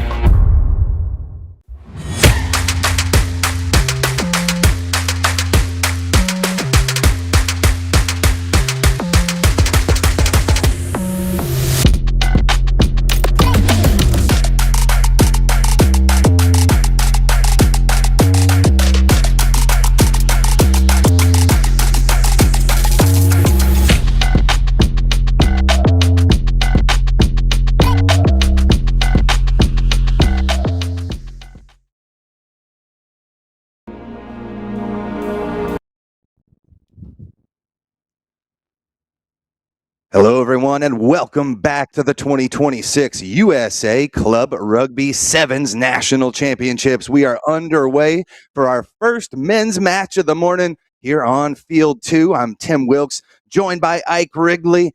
We'll bring him in just 1 second as we are already in action. The Detroit Tradesmen taking on the Denver Barbarians. The Tradesmen in the black and blue jerseys, going left to right here inside their own 22-meter line. And they're going to get dinged for a penalty. And on the front foot already is the Barbarians. Big high tackle, 8 meters out. Quick tap coming, and here come the Barbarians all the way over. Musinguini loses this one. Has to retreat a little bit to come back and get it. But eventually we'll play that first knock-on. Exciting moments here in the first 60 seconds or so. Again, I'm Tim Wilkes, joined up in here in the booth with Ike Wrigley out of Lindenwood University. And Ike, we should have a phenomenal match on our hands here. So excited to catch all the rugby action today. Good morning, Tim. We certainly have a brilliant first game on our hands. The 8 seed, the 9 seed, both of these teams looking to make a deep run in the tournament, and a frantic start already. Hold on. Up. Reset. Lost your feet. We're just going to reset. Okay? Both of you guys. Yep. Can you make sure there's a please? Good work from our referee laying down the law there. First scrum All right, boys. here inside the 22. Again, you mentioned Detroit Tradesmen, the 8 seed this year, finished 6th last year. Lost to Old Blue in the quarterfinals. This year, back and ready for more action. Finished 3rd place in the Midwest, right behind St. Louis, who won that one. They'll come out here to the near side. Simi Moala, former MLR player, takes his first charge of the match. Again, another steal from the Barbarians. This time it's Agassi, who takes the quick tap and out to the outside, sits one to deck, carries another just a couple meters away from pay dirt. They'll go out to the right-hand side, plenty of space out there. Big hard step, and the Barbarians get on the board first with the try. Denver drawing first blood early, and what I want to highlight is how active they are at the breakdown. That is the second turnover already that they've had, not releasing, and then from there just playing heads-up rugby, seeing what they have in front of them, some brilliant footwork, and then they saw the space out wide, got it to that man, Di Raffaele, and he put the footwork on and finished in the corner. First blood to Denver. After the game, yeah. All the pressure down inside the 22-meter line of the Detroit Tradesmen. The Denver Barbarians on the board first. Deep kick from all the way on the edge. But he lines it up and bangs it home. 7 points on the board for Denver. Yeah, Gassé with the tap and go. They played quickly. Just the energy, and then what footwork from Johnstone, putting the defender on the floor. And from there, defense scrambling, fling it out to the corner, and great footwork again from Raffaele. The hop step beat his man and into the corner. And this is a Denver Barbarian side, a perennial powerhouse. 5 second-place finishes in this tournament. But last year, a 9th place finish. This time up in the air to make that catch. A low tackle coming in from Agassi. Landed on his head there as well, Wrigley. We're sitting in between maybe a yellow or red there. Wow, that looked very dangerous. The attacker went up to catch the ball, and the defender just came clean underneath him. Referees, rightly so, have a look at this one. You don't want to see that, Tim. Early, first game of the tournament. Want to look out for the welfare of the players here. There could be some cards coming. Green 15, okay. In the white, please. Okay, thank you. Thank you so much. Okay, green 15. Contact in the air. Player landed on the side. You're off. So there it is, contact there, just the yellow card. Okay. So 2 minutes in the bin for 15. Arnaud Agassi. Okay. Over here. Good thing, Ian, they got that first try up on the board. They Okay. will have the one-man disadvantage Is that as the we correct play number? for just about the final couple minutes Okay. of this match, or of this first half of action. Right here. But you saw that you mentioned earlier the tenacity on the defensive end for Denver. Maybe just a little too aggressive on that last one. Certainly. They showed up earlier and they paid it with their tenacity. Just a little bit too much there. Bind. Set. Put in here for the tradesman, but this one comes right back out inside that back foot of the box, says our referee. Play comes all the way to the outside, all the way over there to Evans Dirafel again, our former try scorer. Not rolling away. Contact right away, not rolling away the call, and the quick tap comes to fruition here for Alexander Wormer. There's the dish to Dirafel. Back on the aggressive side here. Good charging defense. That was big Warren Bontrager in the back line, and he rips it out of the air. They tried to force it. He makes them pay all the way up to the 22-meter line now for the Detroit tradesmen. Looking for their response here. Semi Moala over the 22-meter line. Great little drop off. Finds Tape around the corner with the loop. Have to resettle this one out on the edge. Rajli out there. Spin it again. Moala keeps things moving. Here's Bontrager. Force to be reckoned with on the 15 side. Out there, laying down the law here on the 7 circuit. Harajli all the way through and will take it the distance. And the first try of the match for the Detroit tradesmen. Imad Harajli, take a bow, son. The dancing feet beat 2 defenders, and then he was in. But I'm going to take us all the way back to when the Barbarians had the ball. 6 men, and they kicked the ball away. Possession is such a massive thing in sevens, and when you're a man down, you cannot be giving the ball right back to the team that has 1 number up. As we go back and look at the replay, Harajli 1 off the left, 2 off the left. And then under the sticks he went. But a big mistake from Denver. You see big Semi Moala, the number 1 out there, laying down the law, attracting a lot of attention. A couple of beautiful pop passes for him, kept that offense ticking, and got them on the board with the response they needed to knot us up at 7 here with a minute left. Still a little bit of time on that card. Might be able to see Dirafel back in this match before the whistle. Straight out into touch, and so we'll have a restart here at midfield for the Barbarians. Quick tap, look to find some space here on the left-hand side. Beautiful little switch. Gets it over to Alexander Wormer. 25 meters out, and Denver resets again. Musinguini. Pass off to the right-hand side of the try scorer, Dirafel.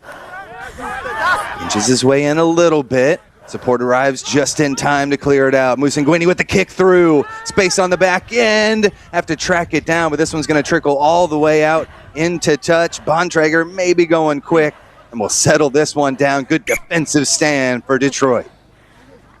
I've seen Bontrager. Even though he's a big man, he's not afraid of sevens. He wants to keep this ball rolling. But that was good vision from Denver. Back up to 7. That was a great kick in behind. Just a little too much weight on it. But putting it in behind Warren Bontrager, that's a great idea. And that could have paid off. Let's go. Musinguini doing that for Zimbabwe against USA just a few weeks back. Tremendous athlete and one to watch out for. Bontrager's going to scoop this one down. No, just tip it back. And Moala is going to stab this one out into touch, save the day, and keep this tied match here all knotted up at 7. A tremendous first half with both these teams really showing that they have something to lay down here in the national championships. We'll step aside, and when we return, we've got the next 7 minutes here in Wisconsin.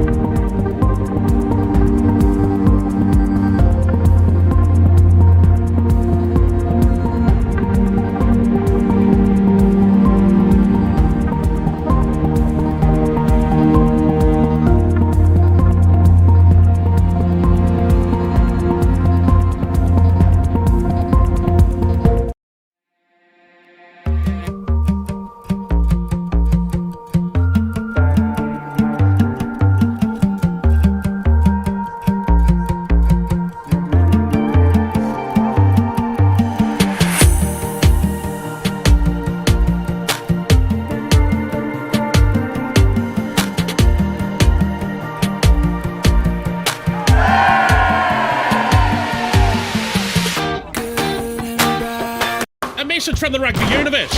America, get in the game!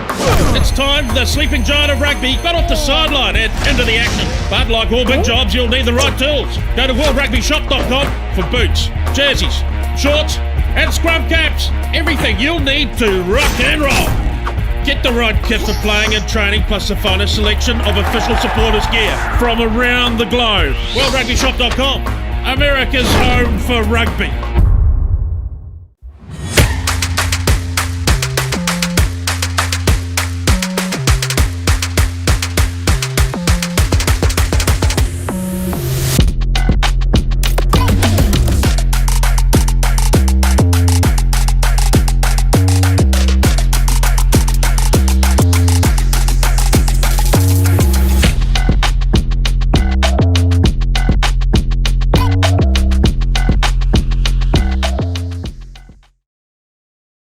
Gotcha, bud. Welcome back to Madison, Wisconsin, home of the Madison United. Beautiful club complex. We've got a full clubhouse. We've got stands, two beautiful pitches here on the national championship stage. Tim Wilkes and Ian Wrigley taking you through all of the action. Ready for more here. Denver Barbarians all knotted up with the Detroit Tradesmen at 7. Denver here to the near side of the pitch. Ian Warmer gets it back inside, and Denver on the front foot over the midfield stripe, and there's space here in the center of the pitch. Contact made about 30 meters out. They'll have to reset. They'll spin it off to the left through Neely. Out to Warmer. Find some more space on the outside, and they'll take this one the distance. That's Julian Evans de Rafael with try number 2 on the day, and the Barbarians back up by 5.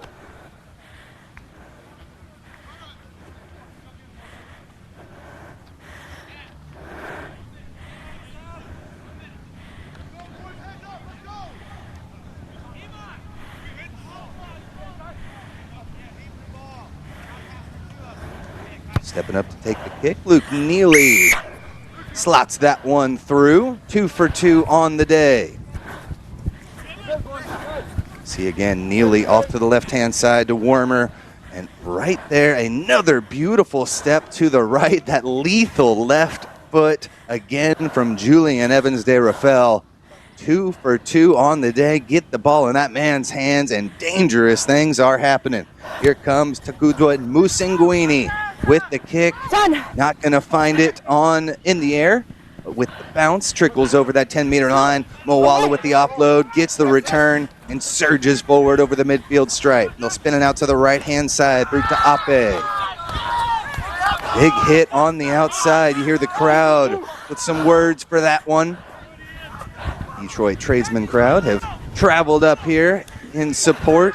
Here's some space here. Carmona splits the defense, finds the offload, and try number 2 coming for Ahmad Harajli. Back-to-back for both teams. Not much time with this one separated. Another try brings it back. It's a 14-12 score line. Denver on top with the conversion pending. We've got a shootout on our hands here, Tim, in the second half. Both teams scoring early. Detroit answering right back with the break from Carmona, and then the support play from Harajli. This is going to be crucial. Pool play, ever so important. Even the points difference as we saw last year. So both of these teams know the importance. They know the significance. They have to win their first game, and they need to get the points difference. As we see the lovely footwork from Carmona, scythe through the defense, and then Harajli, he's been everywhere in this game, and he scores his second. Carmona there played for Davenport University, also with Mexico 7s and 15s. And on the other side, again, your try scorer, Harajli, his 4th time in this competition here at the National Championships. McGavin Spisak with 5 has more on this team, so he's got all the experience. Again, collision somewhat in the air there, not a whole lot in it though. The referee decides to play on. Denver Barbarians looking for the response now, all knotted up at 14. It's ripped away there in the tackle. Actually lost forward, no advantage gain, so we're going to have a scrum. And right now it's Detroit looking for back-to-back here to take their first lead of the match. And Detroit, this team just hangs in there. Now, they were very under the radar at last year's tournament. They were third in the Midwest again. They're third this year. And last year they came sixth, really overcome the odds. And they're a team that just grinds their games out. They hang in there. And they've got a great opportunity, Tim, to go up in this second half and steal this match from Denver. There's got to be a hook. Coach! There's got to be a hook. Coach David Williams for Denver. On the other side, Mark Phillips for the Detroit Tradesmen. There's the quick tap. No tap. No tap. Not quite close enough that time, Mike. They're going to bring it back and have it again. Make sure it leaves your hand. Moala knows what to do with it. He's going to charge right in. Slips past the first low tackle. Dishes it off now. Here comes Spizak. Just a meter out. They look to punch this one in, but the penalty's given. Not releasing the call, and it's Campbell Johnstone who ripped it out of there and got the ball back for Denver. Back. Johnstone, what a turnover on his goal line. Moala charged to the line. They had numbers there. But way to win the ball back for your team, Campbell Johnstone. Stone played in CRAA and All-Star as well. As you see, they're just an inch out there. They got their hands on it before the contact arrives. That's the critical moment. So now we've got a setup here, Ike. Good defensive stand for Denver. Detroit going to try to get those engines cranking again. They'll have to try and steal this one off the line out first. It's been a bit of a theme for the tradesmen. They haven't got the numbers to the breakdown a few times in this game, and the Barbarians have been so good at winning the ball back. But the tradesmen getting one back on their own, they win it off the line out. Not releasing the tackle player. Now that one was ping-ponged back and forth a little bit there, but in the end, it's a penalty not releasing here for Detroit tradesmen. Moala takes it into contact, but again, that does not let hands get to the ball. He pops that one out of there so quick. Strangle this one over the top. DJ Tape brings it over the 22-meter line. They're looking for some space here on the near side. Moala's going to have to get in there and dig this one out. Not rolling away the call, and here they come again. Jay Miles goes into contact before they retreat back 10, and the yellow card's coming. It's going to be Alexander Wormer off the pitch for the last 30 seconds of this match, Ike. Final time here with the possible quick tap coming for Detroit. It's crunch time, Tim. 30 seconds. Detroit with the ball. Here it is. Tape with the offload finds Michael Andrew, the 21-year-old college student out of Wheeling University, dots it down and gives Detroit their first lead in the final moments to possibly end the match. Wow, the tradesmen down all game, and they steal it at the death. Unbelievable. Andrews is the one that got over, but some great footwork to draw the defenders in for that. Wow, tradesmen, what a way to start their tournament. Just off the mark with the kick, but we do have one final play left, Ike, and it is only fitting here as these two teams have made an epic clash here in the first match of the weekend. Wow, just what I wanted to see. Even more rugby. This game just keeps going. The 8th seed and the 9th seed back and forth, Tim. Do Denver have an answer with 6 men? Let's make it a little bit more difficult on them. As you mentioned, the one-player disadvantage. Again, a high tackle there from Moala. So the quick tap coming. Detroit more than happy to just sit back here and play a little defense. But here comes David Hightower. Not rolling. Takes it in, not rolling away the call, so they get dinged for another penalty. Back again. Off the left-hand side, Takuza Musinguini. Over the midfield stripe. Good job securing possession back there from Campbell Johnstone. Pass a little bit back behind the retreating player there. Tape comes all the way up. Too many. 13. Blue 13, too many. Demetrius Tape gets hit with the high tackle. Quick tap coming here, so now we're back even. 6-on-6. Final play of the match. Detroit up by 5. They missed that last conversion, so a still opportunity for Denver. They release here just inches away from that touch line. Here come the Barbarians. Center of the pitch, Luke Neely. Sends it off to the left-hand side. Johnstone, back to Neely. A little bit of space here on the left. all the way out to Musanguini. Into contact. Hangs on to it, and support arrives just in time. Rip it out of there by Agassi. Here they come again. Lefebvre off to the right-hand side to Hightower. A one-on-one with Simi Moala. Hightower around the corner, but gets dragged down from behind. Offloads there. Ian Warmer gets hit. A meter out. Having to scramble for it. Detroit got their hands on it, and that's the defensive stand they need. Wow, I can't get much closer than that. Unbelievable. Edge of your seat action. What a way to finish this game, and Detroit have pulled it off following a manic last minute of rugby. Tim, what a game to start us. What an incredible way to start Pool A, Ike. I mean, both these teams, just tremendous effort. We'll take another look there. Moala gave it all he had. But what a tremendous match, Ike. Throughout, just try after try from both these squads. Both of these teams, you know, they want to go one better than they did last year, and they brought everything into this game. Both teams all the way until the end. The dancing feet of Haraji. But wow, just unbelievable going right down to the stretch. We didn't think there'd be another play. They had one, and then we went on for another minute, and Detroit pulled it off. Tremendous stuff here from Madison United, Wisconsin Rugby Sports Complex. A great way to start off the action. We've still got plenty more to come. We'll switch gears over to Pool B in just a moment. So we've got Schuylkill River and the Washington Athletic Club. Again, we bring you in here. Let's take a look at the bracket.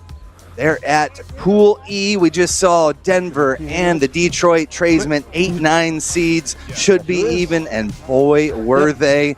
What do you expect to see? We saw Northern Virginia taking on the Austin Blacks, and then coming up next, again, we do go switch gears with Schuylkill River in Pool F. But Ike, a tremendous start, and Pool E on fire already.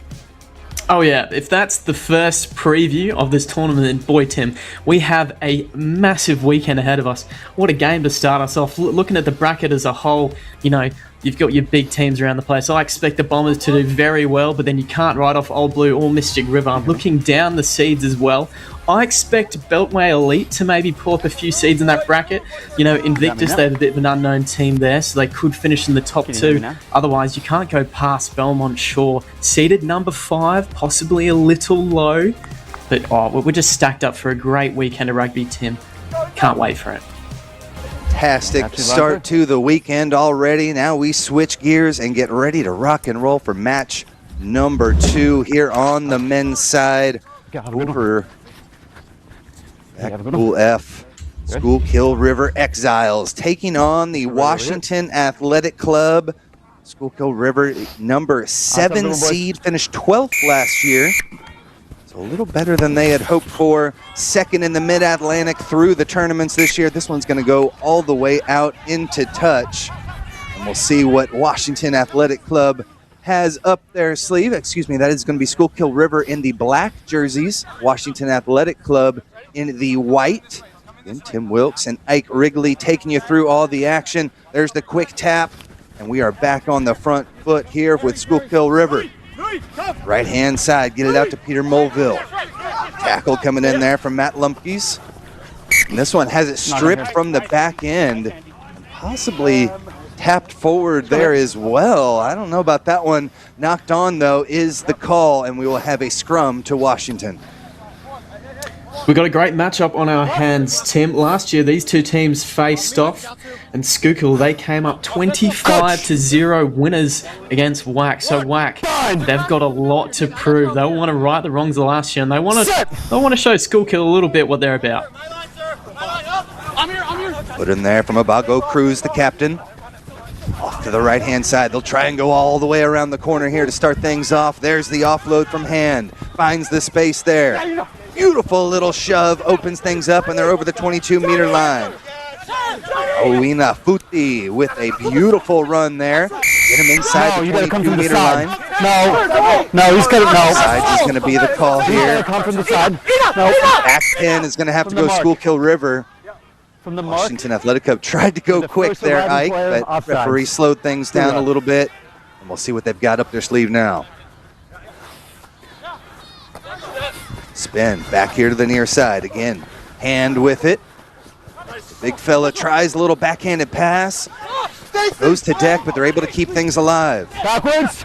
Jonathan Abago Cruz gains possession there, but now they're kind of going the wrong direction here. Scrambling with it. Now they'll spin it back here. Center of the pitch. Luis Satima with the pass. Finds space on the outside. Good little bump from Lumpkes, and he's going to take it the distance. Matt Lumpkes, the 29-year-old from Lafayette, Indiana, gets on the board first for Washington Athletic Club. Matthew Lumpkes, he just put the head down there. Mano v Mano, said, I've got your number. The arm came out, and then great awareness as well to centre the ball. It's great play on the left-hand side. Satama as well with the pass before him. He's going to be the man taking the conversion. First points on the board for WAC. Lumpkes, ex-USA bobsledder, and then his last 2 years in New Zealand, and he is really turning things on. Let's take another look. Yeah, great play from Lumpkes, and just what physicality. Used his arms really well. We often call those bumpers, and he did a great job of bumping his man off and finishing the try. Again, played for South Canterbury and Fijian Sevens down there. His experience right now, he gets back on the ball again. Here comes Washington Athletic Club. Again, a disappointing performance last year, 14th place. Lots of rain and things like that messed up some of those lower seeds, but still trying to push forward, and the beautiful pass on the looping run on the outside, but it's just knocked on. So close to try number 2, but they are able to save the day, and Schuylkill River breathe for another try, or for another scrum. Wow, that was huge there. 2 tries down. That would have been massive for Schuylkill. Down too early. There was Cecil Alla there. As we see, we can't get a great angle there, but the referee deemed he knocked it on. We see that ball bouncing. Good work from the defender, possibly to dislodge that ball free. And Schuylkill with a crucial defensive effort there. Excellent work from our referee. Some of the best from around the country coming in here. Also, remember, you can watch or get all your scores and highlights from the Turnify app. You can download that, be able to get all of your game alerts. And here's a big alert popping up right now. Schuylkill River going the distance. Danny Giannascoli going to take it all the way down for the first try. And Schuylkill River get the response they need. The builder out of Downington brings home the first try. Giannascoli's got a pair of jet shoes on him. Before 2. Schuylkill going coast to coast, length of the field. Thank you. Daniel Giannascoli, the vice captain, rightly so, taking his time after that lung buster of an effort. It was a lovely switch move that got their vice captain on the outside. And then from there, the pace from the man in the white scrum cap. See if he can add the extras in front of the posts. And that's a brilliant reply from Schuylkill.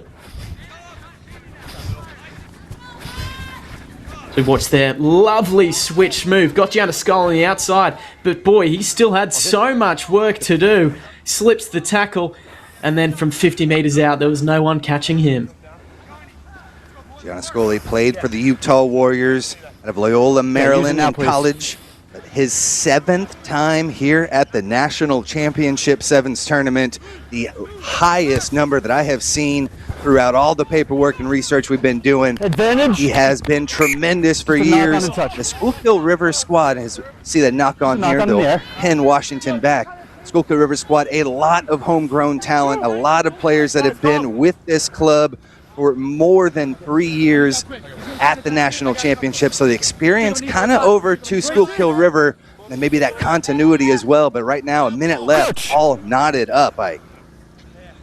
Certainly does play a part, experience, especially as you go later on to the tournament. But in these first few games as well, because they know how much these pool games mean, as we see a penalty there going the way of Washington Athletic.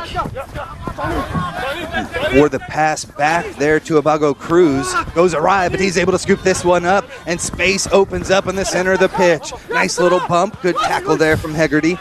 They'll spin it all the way to the far side. Satima whips that one out there for a little bit of room. Beautiful little right foot step back inside, and here they come again. Satima wiggles back and forth over the 22-meter line, has that one ripped out.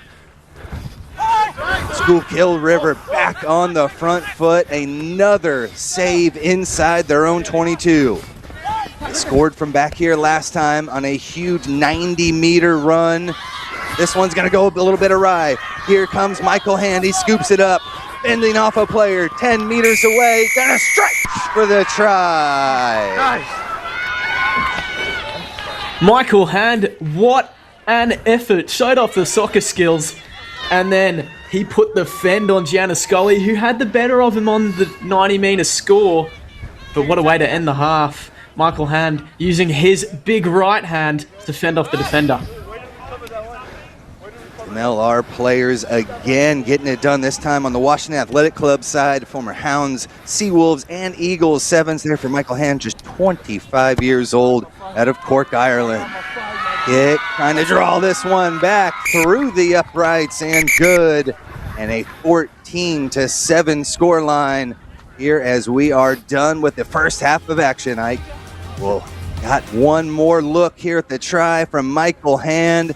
Pulling up by 7 here for Washington Athletic Club. We'll step aside. Second half on the way when we return.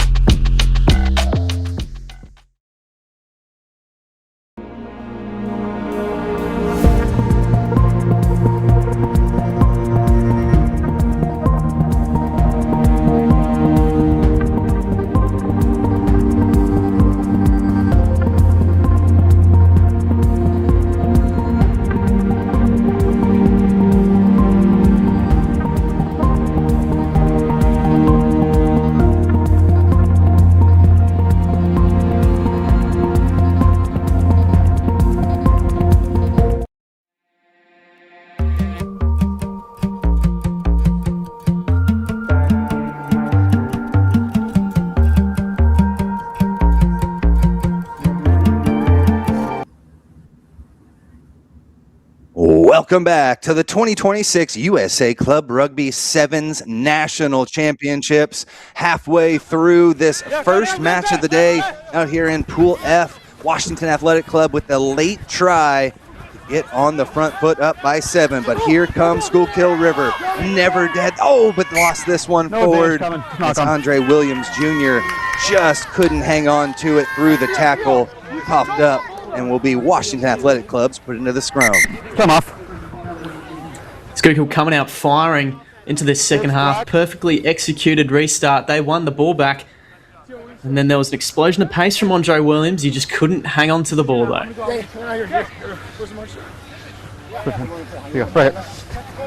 Like neither side really separating fully there in the first half. As you see that great tackle. Shout out there to Layuna Uti. To make that tackle from behind and knock that one loose.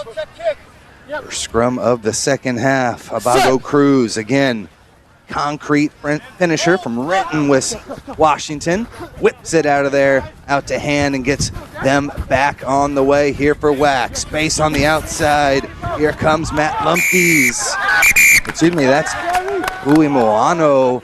And a yellow card coming there. Big time high tackle. Good job from our referee laying down the law early, Ike. Number 11. Yeah, no, that one was very warranted. Andre Williams, he had the pace, but just going way too high. Jumped up, got around the neck of Motakana, and that was always going to be a card. It's 2 penalties in a row there for a.k.a. Sleepy Williams. Spin this one back out. Jacob Jenkins, beautiful footwork, steps around one, tries to fend off another there at the 22-meter line. They've got plenty of numbers out on the left-hand side. Lumpkins spinning out of there. 3 players on the edge. Little beautiful dummy there as Futi continues to surge forward. 5 meters out, they'll rip it off the far side of the pitch. Sneak around the edge and dot it down for the try. exactly what they needed to extend the lead now up over 10. Some great awareness.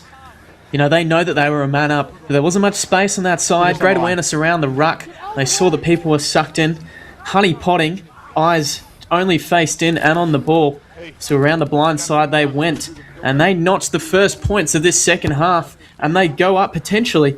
Well, yes, they've gone up 2 scores with that conversion missing. That could be very crucial in this game with Schuylkill. A man down, as we see there. Just great awareness. There was no one defending the pillars on either side, and they went around, and they notched the first points of the second half. Is Jerry Motokana with his first touch of the half, but beautiful work on that edge. Looked like they had a 4-on-2 out there, but they took their time with it and methodically punched it in for the try. Here again, the big man getting up for it. That was Jenkins. Taps it back and keeps the possession here for Whack. Off to the right-hand side. Sipaloa. And now space on the outside for Motokana again. Or gets slammed shut. Try to work things out back to the left. Otto Cruz has 2 on the left-hand side. Spins it. Wala'au gets it out there. Back now to Abago Cruz. 5 meters out. Big clear out coming from Whack. Trying to whip this one out of there. Backwards, says our referee. Finally scooped up there by Sipaloa. Space on the outside. Motokana, try number 2. Dashes in. A big-time score. And now things really starting to open up for Washington Athletic Club. Washington Athletic, you mentioned, Tim, things are really opening up. You know, I mentioned previously they lost 25-0 against Schuylkill last year. But aren't they reversing that trend? Motokana's second, just performing really well with a man advantage. Oftentimes in sevens, there is people don't want to be patient, whereas when you have the man advantage, just working patiently, drawing people into the rucks and finding the edges like they were able to do there can be so vital. And they got the points to prove it, as we see. Scrappy ball, players got sucked in, and then Motokana in acres of space, and he was able to add his second of the game. 2 tries with that man advantage here. Quick, back-to-back tries. Should be almost back to full strength here, but big shout out to Whack coach John Nyasoro. Done a great job with this squad. Again, 14th last year. They won the Pacific Northwest qualifiers, the only team from the region, a highly competitive region. And boy, they have come here to play. They've earned themselves another penalty, and now they're going to exert some force with the scrum, Ike. Whack didn't win a game in pool play last year. They lost 2 and they drew 1. So what a way to kick their tournament off. This has been a great show of strength we've seen across the board. So many dominant players. Michael Hand with a great try earlier. Lamke is also very good. And they've just shown Tim, could they be a dark horse in this tournament? Can they make a run deep? They're looking very good so far. Number 1. Last year on the Next Level Rugby preview show, Pago Haini was hugely in favor of them. A little bit of a disappointment last year. Again, 14th place, but they have truly made their presence felt here on the national stage in 2026. They'll spin this one all the way to the far side. Again, beautifully through the hands. Out there to Motokana. Already the double here in the second half. But he's a little bit too stranded out there. Got their hands on it, and they have earned themselves the penalty, have Schuylkill River. They're down by 17, so they need 3 tries to get back into this one. Got to score quickly off the break, and here's a great way to get things moving. Around the corner, here they come. It's Andre Sleepy Williams Jr. taking it the distance. 5'11" out of Cheddarham, Pennsylvania, gets it down for Schuylkill River. Pace kills in sevens. Andre Williams certainly shows that. Probably too little too late for Schuylkill at this point, but as we saw last year, points difference can be very vital in pool play, leading to some crucial teams going through to the cup and some that did not.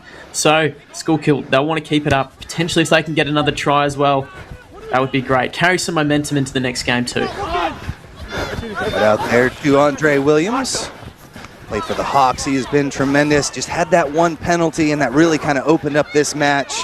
with the 7-on-6 advantage and 2 tries pouring in for Washington.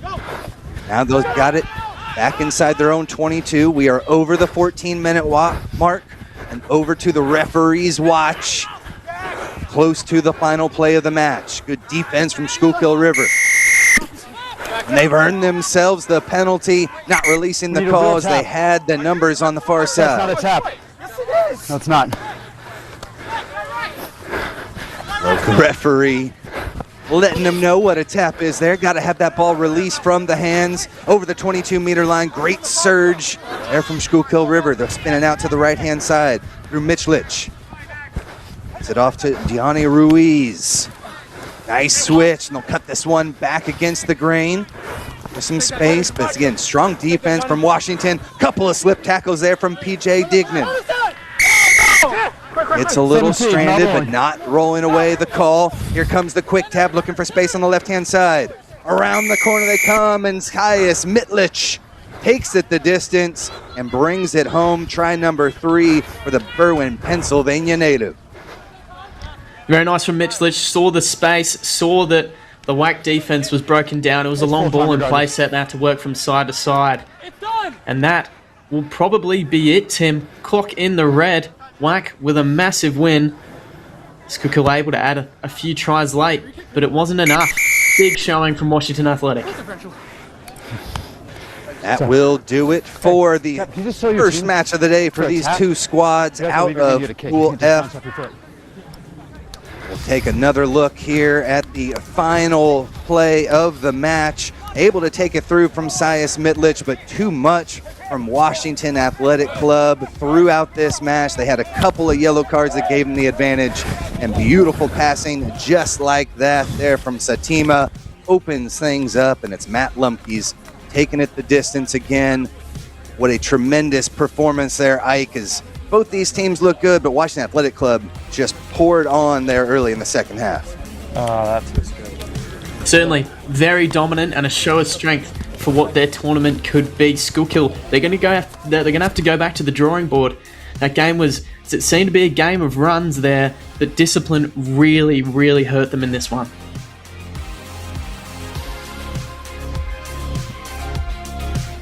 See there, the 2 tries on the day for Motakana, and a big win for Washington Athletic Club. We'll step aside and come back with more from National Championships.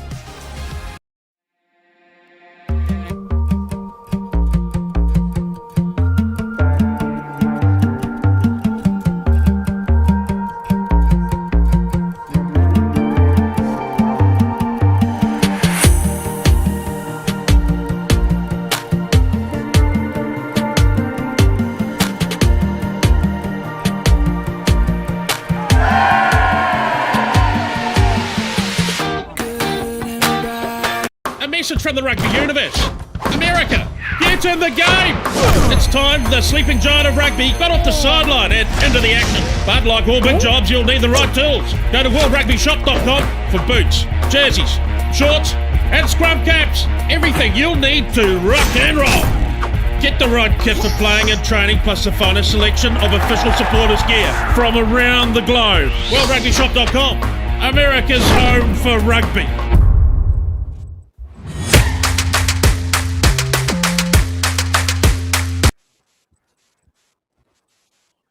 Welcome back to the 2026 USA Club Rugby Sevens National Championships live from Madison, Wisconsin. And we are starting off with big-time action here. First game of the day, Beltway Elite taking on Invictus from Chicago. And Beltway Elite on the front foot right now in the yellow shorts and white jerseys. And Wilkes joined up here with Alicia Washington, USA Rugby Eagle. So the NCR Director of Women's Competitions, her in just a sec, is right now it is Beltway Elite trying to punch their way through the 11th seed, looking for some space on the right-hand side, and they'll bring this one back in. Ball in hand there for Jonelle Joseph. Now they'll spin it back here to the near side. Gillian Daniel over the 22-meter line. Strong work so far here from Beltway. Finished 8th last year, the 3rd seed out of the extremely difficult Mid-Atlantic Conference. Back and forth they go, starting to move a little bit in the wrong direction here. Aiden Parsons going to take it into contact, but you see the green jerseys pouring in, trying to rip that one out of there. Not a lot of defense left here on the near side. See if Beltway can swing it quickly. See that charging blitz defense, but they catch him sleeping back on the weak side. Back into Parson, and he's going to take this one to the distance. Aiden Parson, 21-year-old out of Baltimore, Maryland, gets the first try for the Beltway Elite. Parsons with all the confidence in the world, and he should have it. Look at all the space he was given. And I just love the heads-up play from Beltway. It says it in the name, elite. Like, that is the kind of quality you would expect from this team who has traditionally done so well at this tournament. Their footwork's incredible. Their ability to find space is incredible. One more look at this. Just that inside pop, which isn't always on, but this time it was. And you can just see how excited Parsons is to be in clean space, able to open up his stride, take a bit of time to 15 the clock remaining. runs down 30 just from the a hair, strike, give his teammates a 30 from the bit of try. a rest, and Beltway Elite looking to kick off again. In sevens, score the try, make the kick it again. Yeah, that was great work. I think I thought they were going all the way to the left. So did Invictus. But they had that beautiful pop pass back inside, and now the boys from Chicago on the front foot with their first carry of the match. Mason Green to whip this one back in. Again, first year of this club. Had a great run, second place in the Midwest. Into contact they come.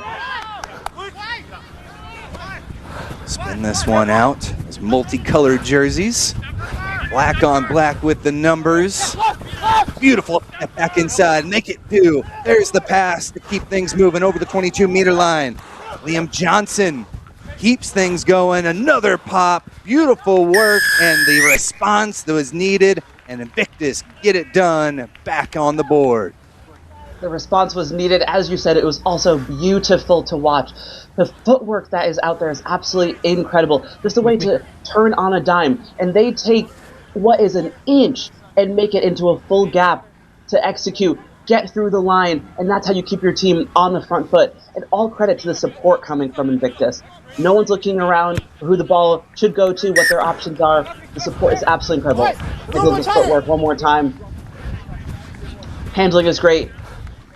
Defense is also working so hard. Ball carrier is not held. He's able to get back to his feet, continue on. Look at the hard work from the defense here. But the support is everlasting for this Invictus side in this Pool G matchup. Renheimer out of Osaka, Japan. Played for Iowa and Lindenwood. Also a USA Falcon. Rugby Town Sevens. He gets the first points on the board for Invictus. The squad full cobbled together. First year in existence. Already in the national championship. And we are knotted up at 7 here with 3 minutes to go in the first half of action. Beltway Elite over. back with it. Advantage over off the knock on the kick. There's the contact we're looking for. Adam Wiley Step back up. takes it in. Back to the right-hand side. Wiley 6'2" out of Baltimore. This time they're held up. Finally shoved down. Beltway looking to take that weak side. Not a lot of space out there. Had a couple of numbers. Into contact goes Luke Desroches. Backwards. Out of the Houston SaberCats. Lots of professional talent on the pitch for both these squads. Kill it out the back through Heimer. And get Invictus back on the front foot. They got the response they needed. Beautiful tackle coming in from Beltway Elite. Excellent work from Adam Wiley. Salisbury. Now they'll spin this one back to the far side of the pitch. 2 minutes left to play here in the first half of action. First match of the day, and here come Invictus again. Beautiful steps from Renheimer, already with one. Getting chased down from behind by Jonel Joseph, but he's not gonna catch him. And Renheimer dots it down, try number 2. Renheimer going the distance there. And again, as a tight 5 forward in 15s, I will never stop talking about the footwork on display here. Just the amount of effort it takes. You can see the appreciation from both of them. All credit to defender Joseph for tracking that one down, not giving any easy answers. This is their first pool play game, but the win-loss percentage ties into what happens next in quarterfinals, and in addition to that, the point differential. You don't want to give your opponents anything easy, right? Just breaking ankles left and right is Renheimer. This track down, this chase, in the end, all for nothing, but it does make your defenders and attackers have to work harder to get the results that they want, and that's what both these teams are trying to show, that we are here to play, we came to show up and show out. Both sides are putting that on display. The travel for both these squads up here into Wisconsin. Usually the experience of having been here multiple times for Beltway Elite might give them the edge, but Invictus, after that first early try, they have flipped the switch and they are fully engaged in this one, up by 5 with close to the final play of the first half coming here. Little dummy there, send the defense around, backhanded pass, tries to whip it out there. Strong defense though. Johnson ball, darts this one loose, and here come Beltway Elite. They try to keep this one back in play. Recovered here by Invictus, and now they're gonna have a little bit of space, open things up. Beautiful dummy, looked to go out to the right, sat down that defender. Strong work there from Jack Eberly. Space on the far side, and they're gonna take it the distance. The chase is on again, but Lachlan Johnson, 6'2" out of Auckland, New Zealand, gets the 3rd try in a row for Invictus. And that is how you head into a halftime with so much momentum. This Invictus side able to compound tries. We're looking at a 12-7 lead from Invictus, and everything's been going through the whole team. It's really wonderful to see how it's not just individual efforts, but they're willing to play from inside their 22 all the way to try, and they can kick from anywhere. That one just spans wide, but Invictus going into their half with all the wind in their sails.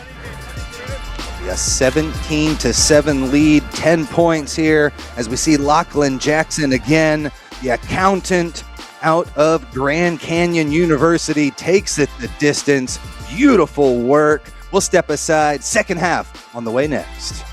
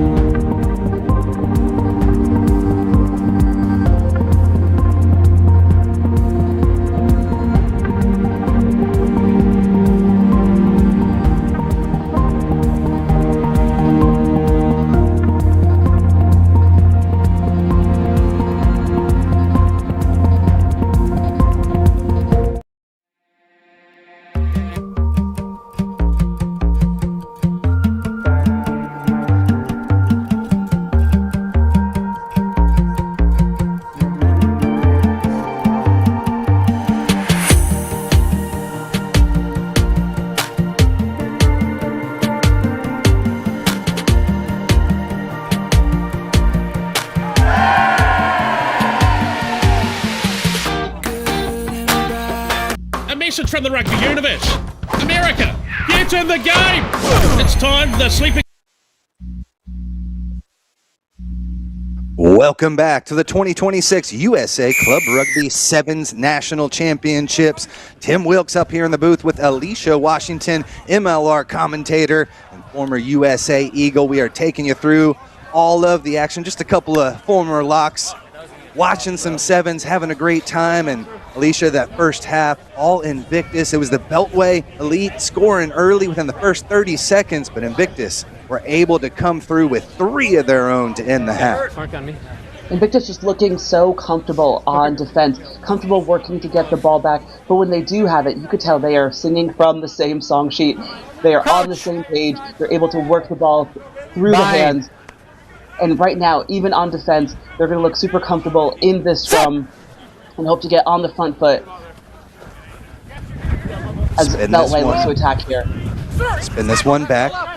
Johnson ball from Maryland, playing that scrum half position. They'll sling it to the far side of the pitch. A little bit of space out there, but a big-time tackle sends Spate to deck. 6 green. Did not roll away quick enough, and so Beltway with the quick tap over the midfield stripe. Big collision there, Luke Desroches. No hands. Whips it out of it. Save it. Spins it off to the right-hand side. Drummond. Gilliland Daniel gets it away to Silvestri. Slowly but surely matriculating their way down the pitch. They'll try to go weak again. We've seen them do this a couple of times. Don't need much space. This continuity from this squad, but Drummond couldn't punch through that initial line of defense. Spin this one back. Parson with the return pass to the far side to Dante Spate. But a great tackle, just a little too high though. And so Beltway's second penalty here in these last few phases. March their way down the pitch again. Inside ball, gets it to Silvestri. 25 meters out now. Gilliland Daniel played in the MLR for 3 seasons out of Maryland. Now they'll spin it back to the far side. Through Parsons. Out there to Spade again.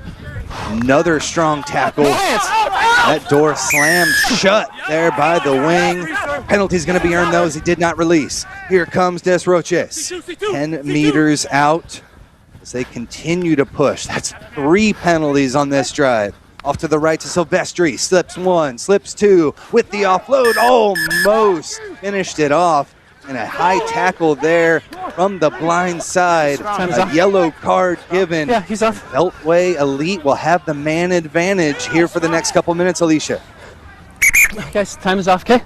Players off. Referee saw that one. It's clear as day. Just coming in, this defender coming in, just that, even that little bit of hand on it, that is an easy prescription for the ref. Like, hand on, it goes forward, especially in the attacking red zone. That is a card. Invictus will be playing with 6 for the next 2 minutes. 7 off as well. Beltway just living on the errors from Invictus. That's 4 penalties in a row we just saw. Now they have to punch it in. Torn jersey and all. Here comes Gilliland Daniel. Tries to punch through but gets repelled. Aiden Parson back with it. Center of the pitch, Desroches. He gets denied again. 2 meters out. What do they have up their sleeve? Silvestri tries to spin it left. But look at the defense. Invictus holding strong again. I mean, we are a good 4 minutes into this half. Beltway Elite have had the ball the entire time, but they have not been able to crack the code and punch this one in. Here comes Spate. Still a meter out. Couldn't get to it. Lost that one back, but they're able to hang on to it. Back to the left-hand side. Spate tries to get around. Another stupendous tackle on the far side. The penalty's going to be given. They got to go back to the goal line. Here comes the tackle over the line, and they are in for the try. I believe that's Benjamin Silvestri. Gets it down and finally finishes that one off for Beltway. Beltway gets the try, but if you are Invictus's defense coach, you have to be smiling. You are playing with a man down, and you are watching your team work so incredibly hard. The try might have been inevitable just given the space and the timing and just the position on the field, but just watching your guys work their tails off to defend that line and also sucking down the clock. 2 minutes with a player in the bin could be a lot of time or not that much time to do something. And they made it so that Invictus had to work super hard, but they still got the try, still coming ahead. Let's have one more look at this one.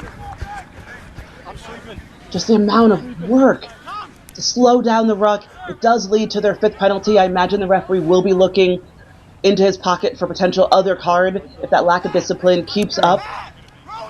But Invictus is able to come away with 10 seconds as defending a try, but still the amount of effort there is absolutely incredible from both these sides.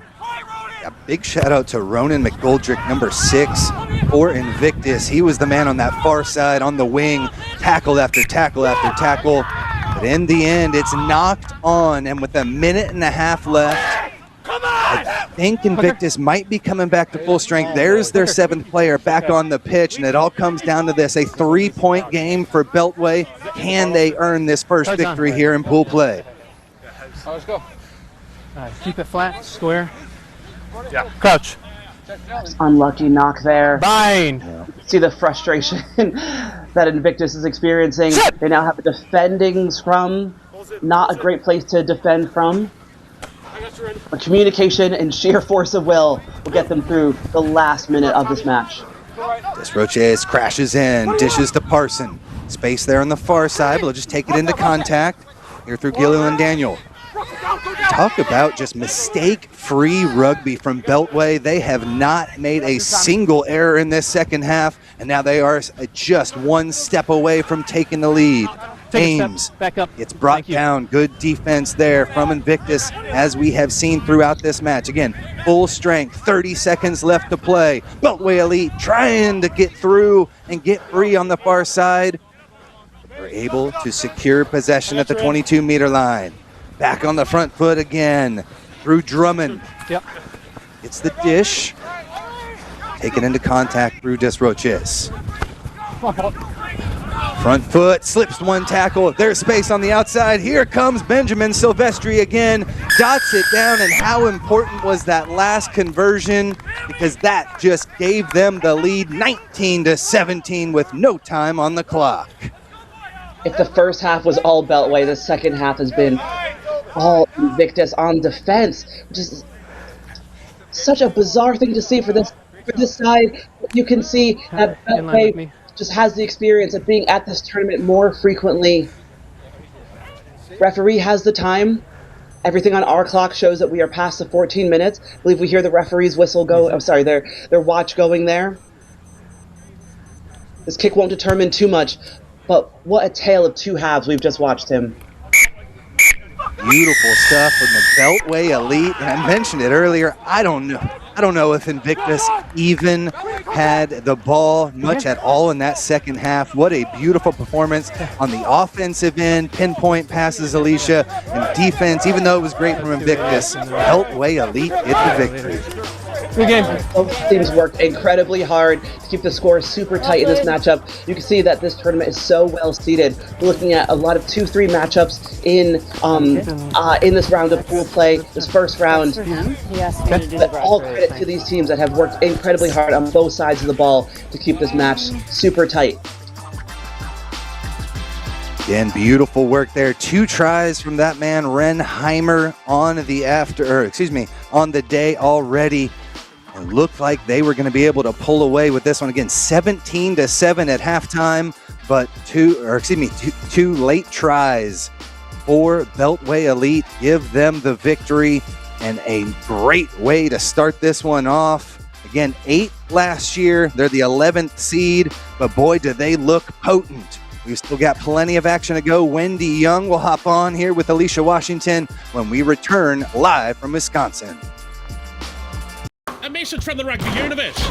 America, get in the game! It's time the sleeping giant of rugby got off the sideline and into the action. But like all big jobs, you'll need the right tools. Go to worldrugbyshop.com for boots, jerseys, shorts, and scrum caps. Everything you'll need to rock and roll. Get the right kit for playing and training, plus the finest selection of official supporters gear from around the globe. worldrugbyshop.com, America's home for rugby.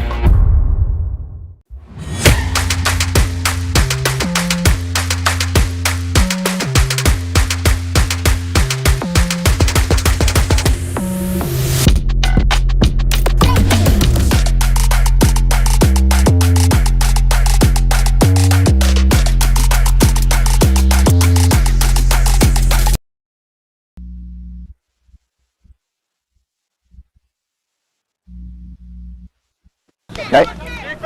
Yellow line out. Great kick. One step, please.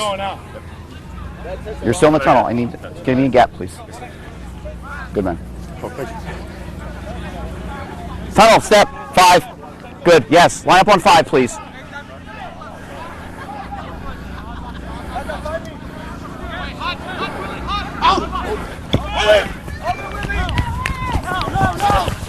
I'm coming with Terry.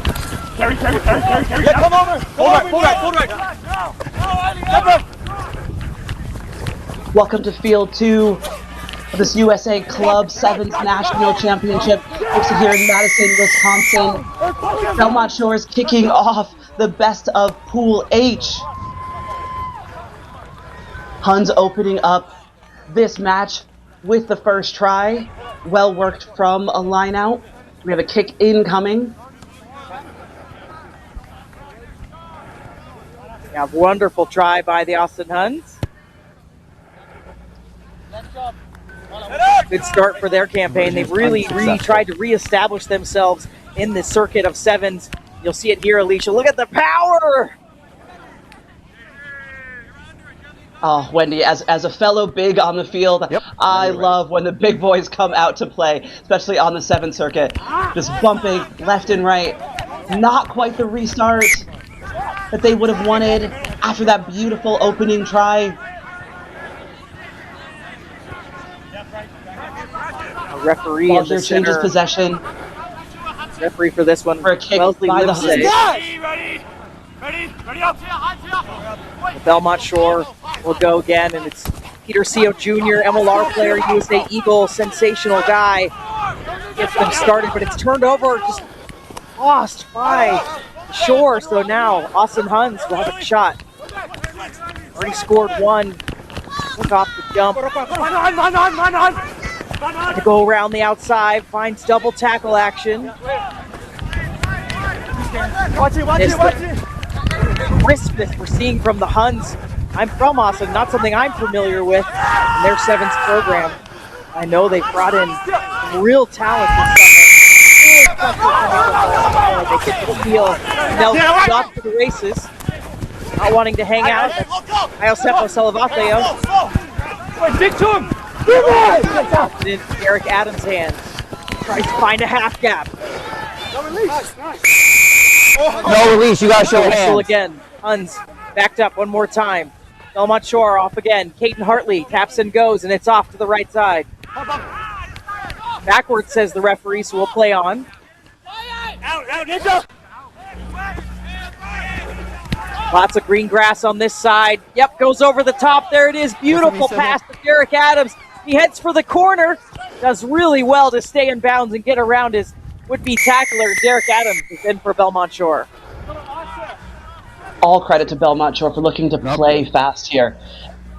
Every penalty, they're going to get the ball in hand, get it tapped, stay on the front foot, and that is the pace that the Huns have found a bit of trouble keeping up with, which led to this full team try heading into this opening try for the Belmont Shore.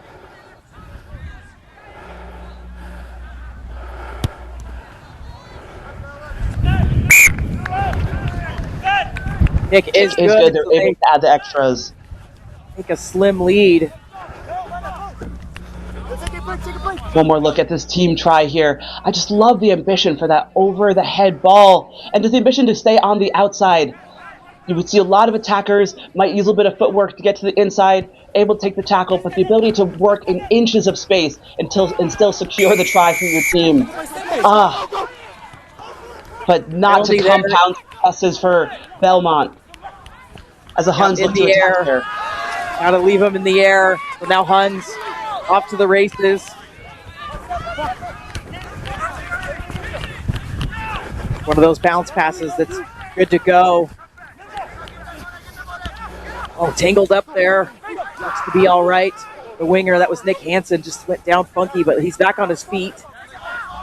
Great tackling from Belmont Shore. Really trying to apply some big pressure on the Huns. They'll recycle down this side, but look, there's the tackle attempt, and this time it doesn't go to hand, but then the pass. 6, you're off. Tapped it though, so it's a card.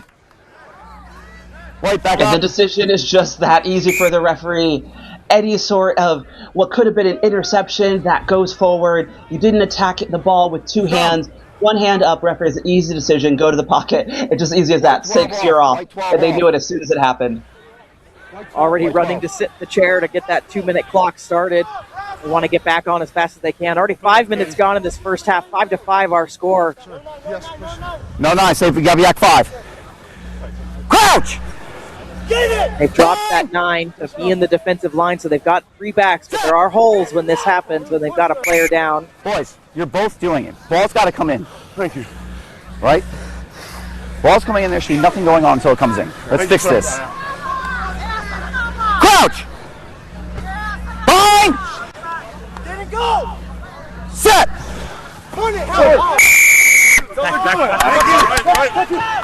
Easy call for the referee there. Gotta come here. You know better. Got to wait for the ball to get in for any kind of push, and Huns were really quick off the jump. I do think Belmont pulled we called it a rhino where you pull back, so one to look for on the tape maybe. But Belmont's off here. Go to that right side into Huns territory. They get it to Peter Seal Jr. He shoves it out to Hartley. Hartley's well met. Now they try the right side of it. Not much coming. Huns defense really strong here. Hartley has to take the bounce pass. Poacher comes in. It's a great steal. Good. They want to go fast with it.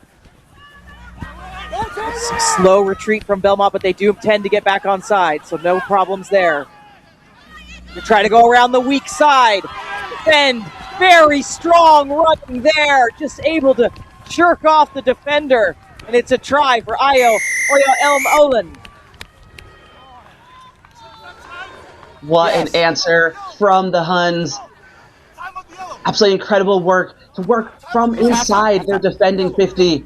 End up with a try in this area, making an easy kick for the kicker, and head into the half with momentum and wind in their sails.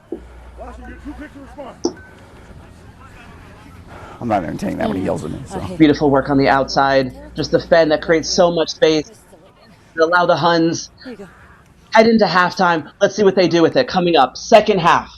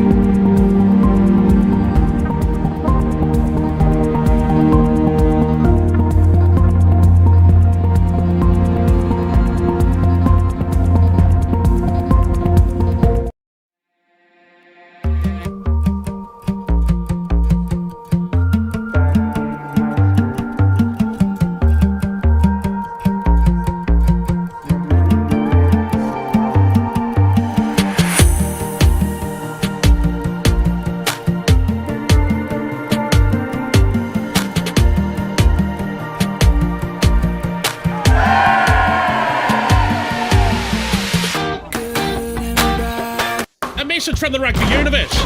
America, get to... Welcome back. Second half of Belmont Shore taking on the Austin Huns. Huns just getting a try right before the buzzer. They've taken that lead 12-5. Kick is short, but Huns opt to play it, as is their right. Now look at this footwork from Austin. Dumps it off to that right side. Now inside the 22, Huns have come in with just absolute swagger today. Facing a dangerous Belmont Shore penalty. Offside. Might be the call there. Yeah, there comes the signal.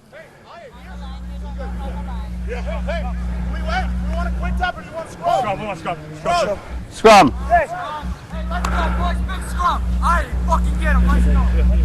I love this decision here from the Huns.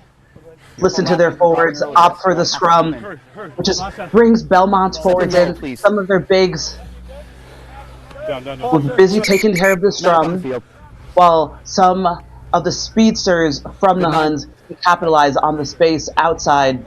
A little bit of time off here. Time is back on, says the referee. Hang on. Crouch! Sorry, sir. Yep, you're good. Fine! Set!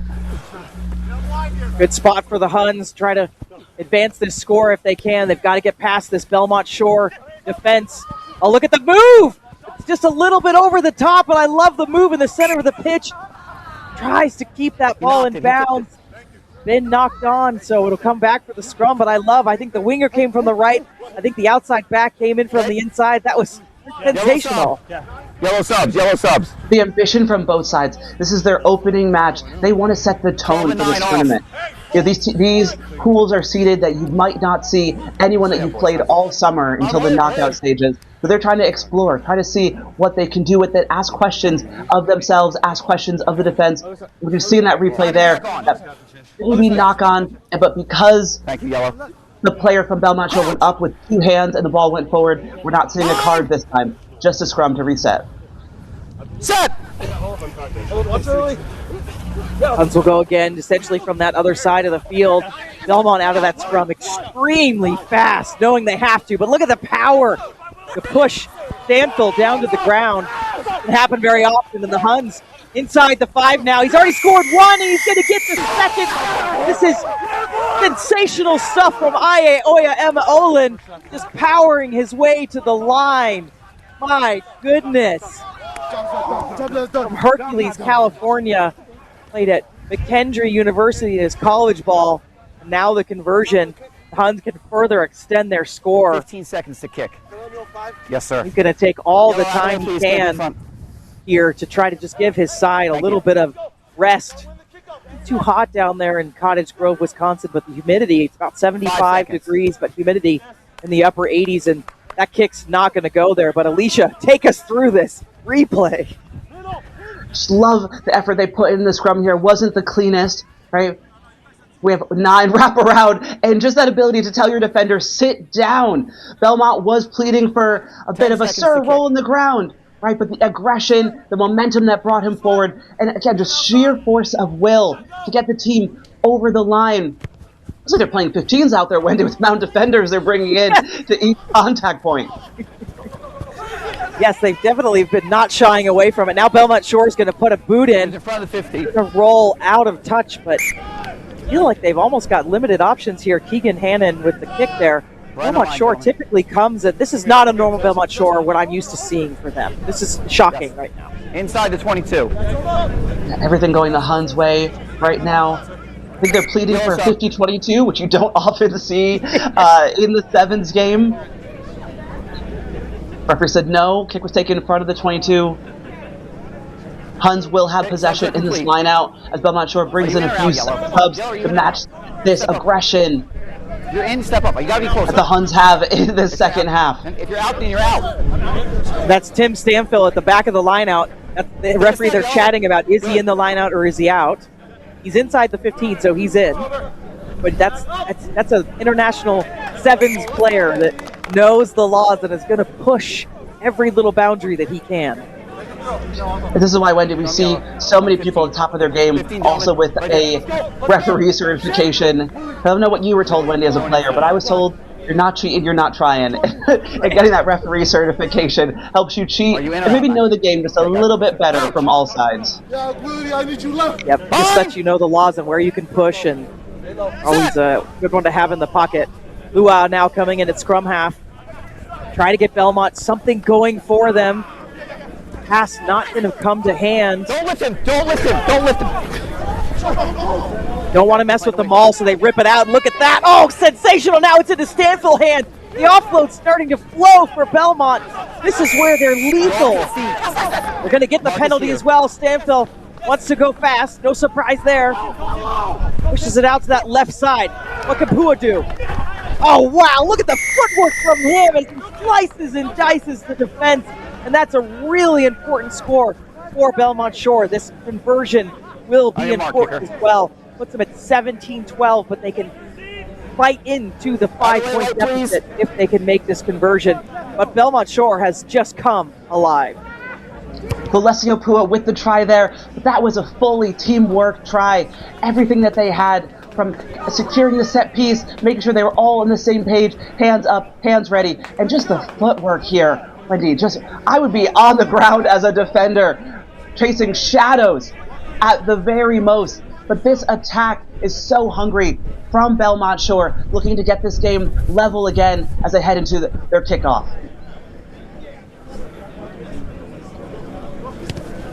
Belmont sends everybody for this one and doesn't quite go 10. It just bounced backwards just a hair, but I like the idea. They know that they're under the gun here and they've got to do some sensational things. But it'll be the Huns free kick. 30 seconds. 30 seconds. Heard the referee, 30 seconds to go in this second half. The Huns hold on here. The Belmont Shores woken up, but going through the middle, found a little gap. A little bit of patience from the Huns, trying to just probe and find any sort of hole that they could exploit. Also not give the ball away to Belmont, but off their feet is going to be the call. I'll say on your time, sir. That is game. The Huns check the clock, send this one into touch, and that's an upset in my book. The Austin Huns coming in with a great season. They were #1 out of the Red River Conference and really showed they're here to put the entire team of 16 on notice. Alicia, what a win for the Huns. And what beautiful game management they had towards the end there. Checking with the ref, find how much time is left. And they weren't trying to do anything crazy. They were trying to play smart, right? You can see all throughout the game they found so much aggression, so much physicality. And that's what propelled them over the line. Belmont was sure to answer a lot of it. And it was such a back and forth game. A lot of this first opening rounds of this tournament, we find the 2-3 matchups in each of the pools. And so we just love to see how much back and forth between the teams, between you get a try, we get a try, right? And that is just what shows how hard these teams have worked to get into this place. Austin coming ahead in this round 1 of Pool H. We'll see how they develop throughout the day. A message from the rugby universe. America, get in the game! It's time the sleeping giant of rugby got off the sideline and into the action. But like all big jobs, you'll need the right tools. Go to worldrugbyshop.com for boots, jerseys, shorts, and scrum caps. Everything you'll need to rock and roll. Get the right kit for playing and training, plus the finest selection of official supporters gear from around the globe. worldrugbyshop.com, America's home for rugby.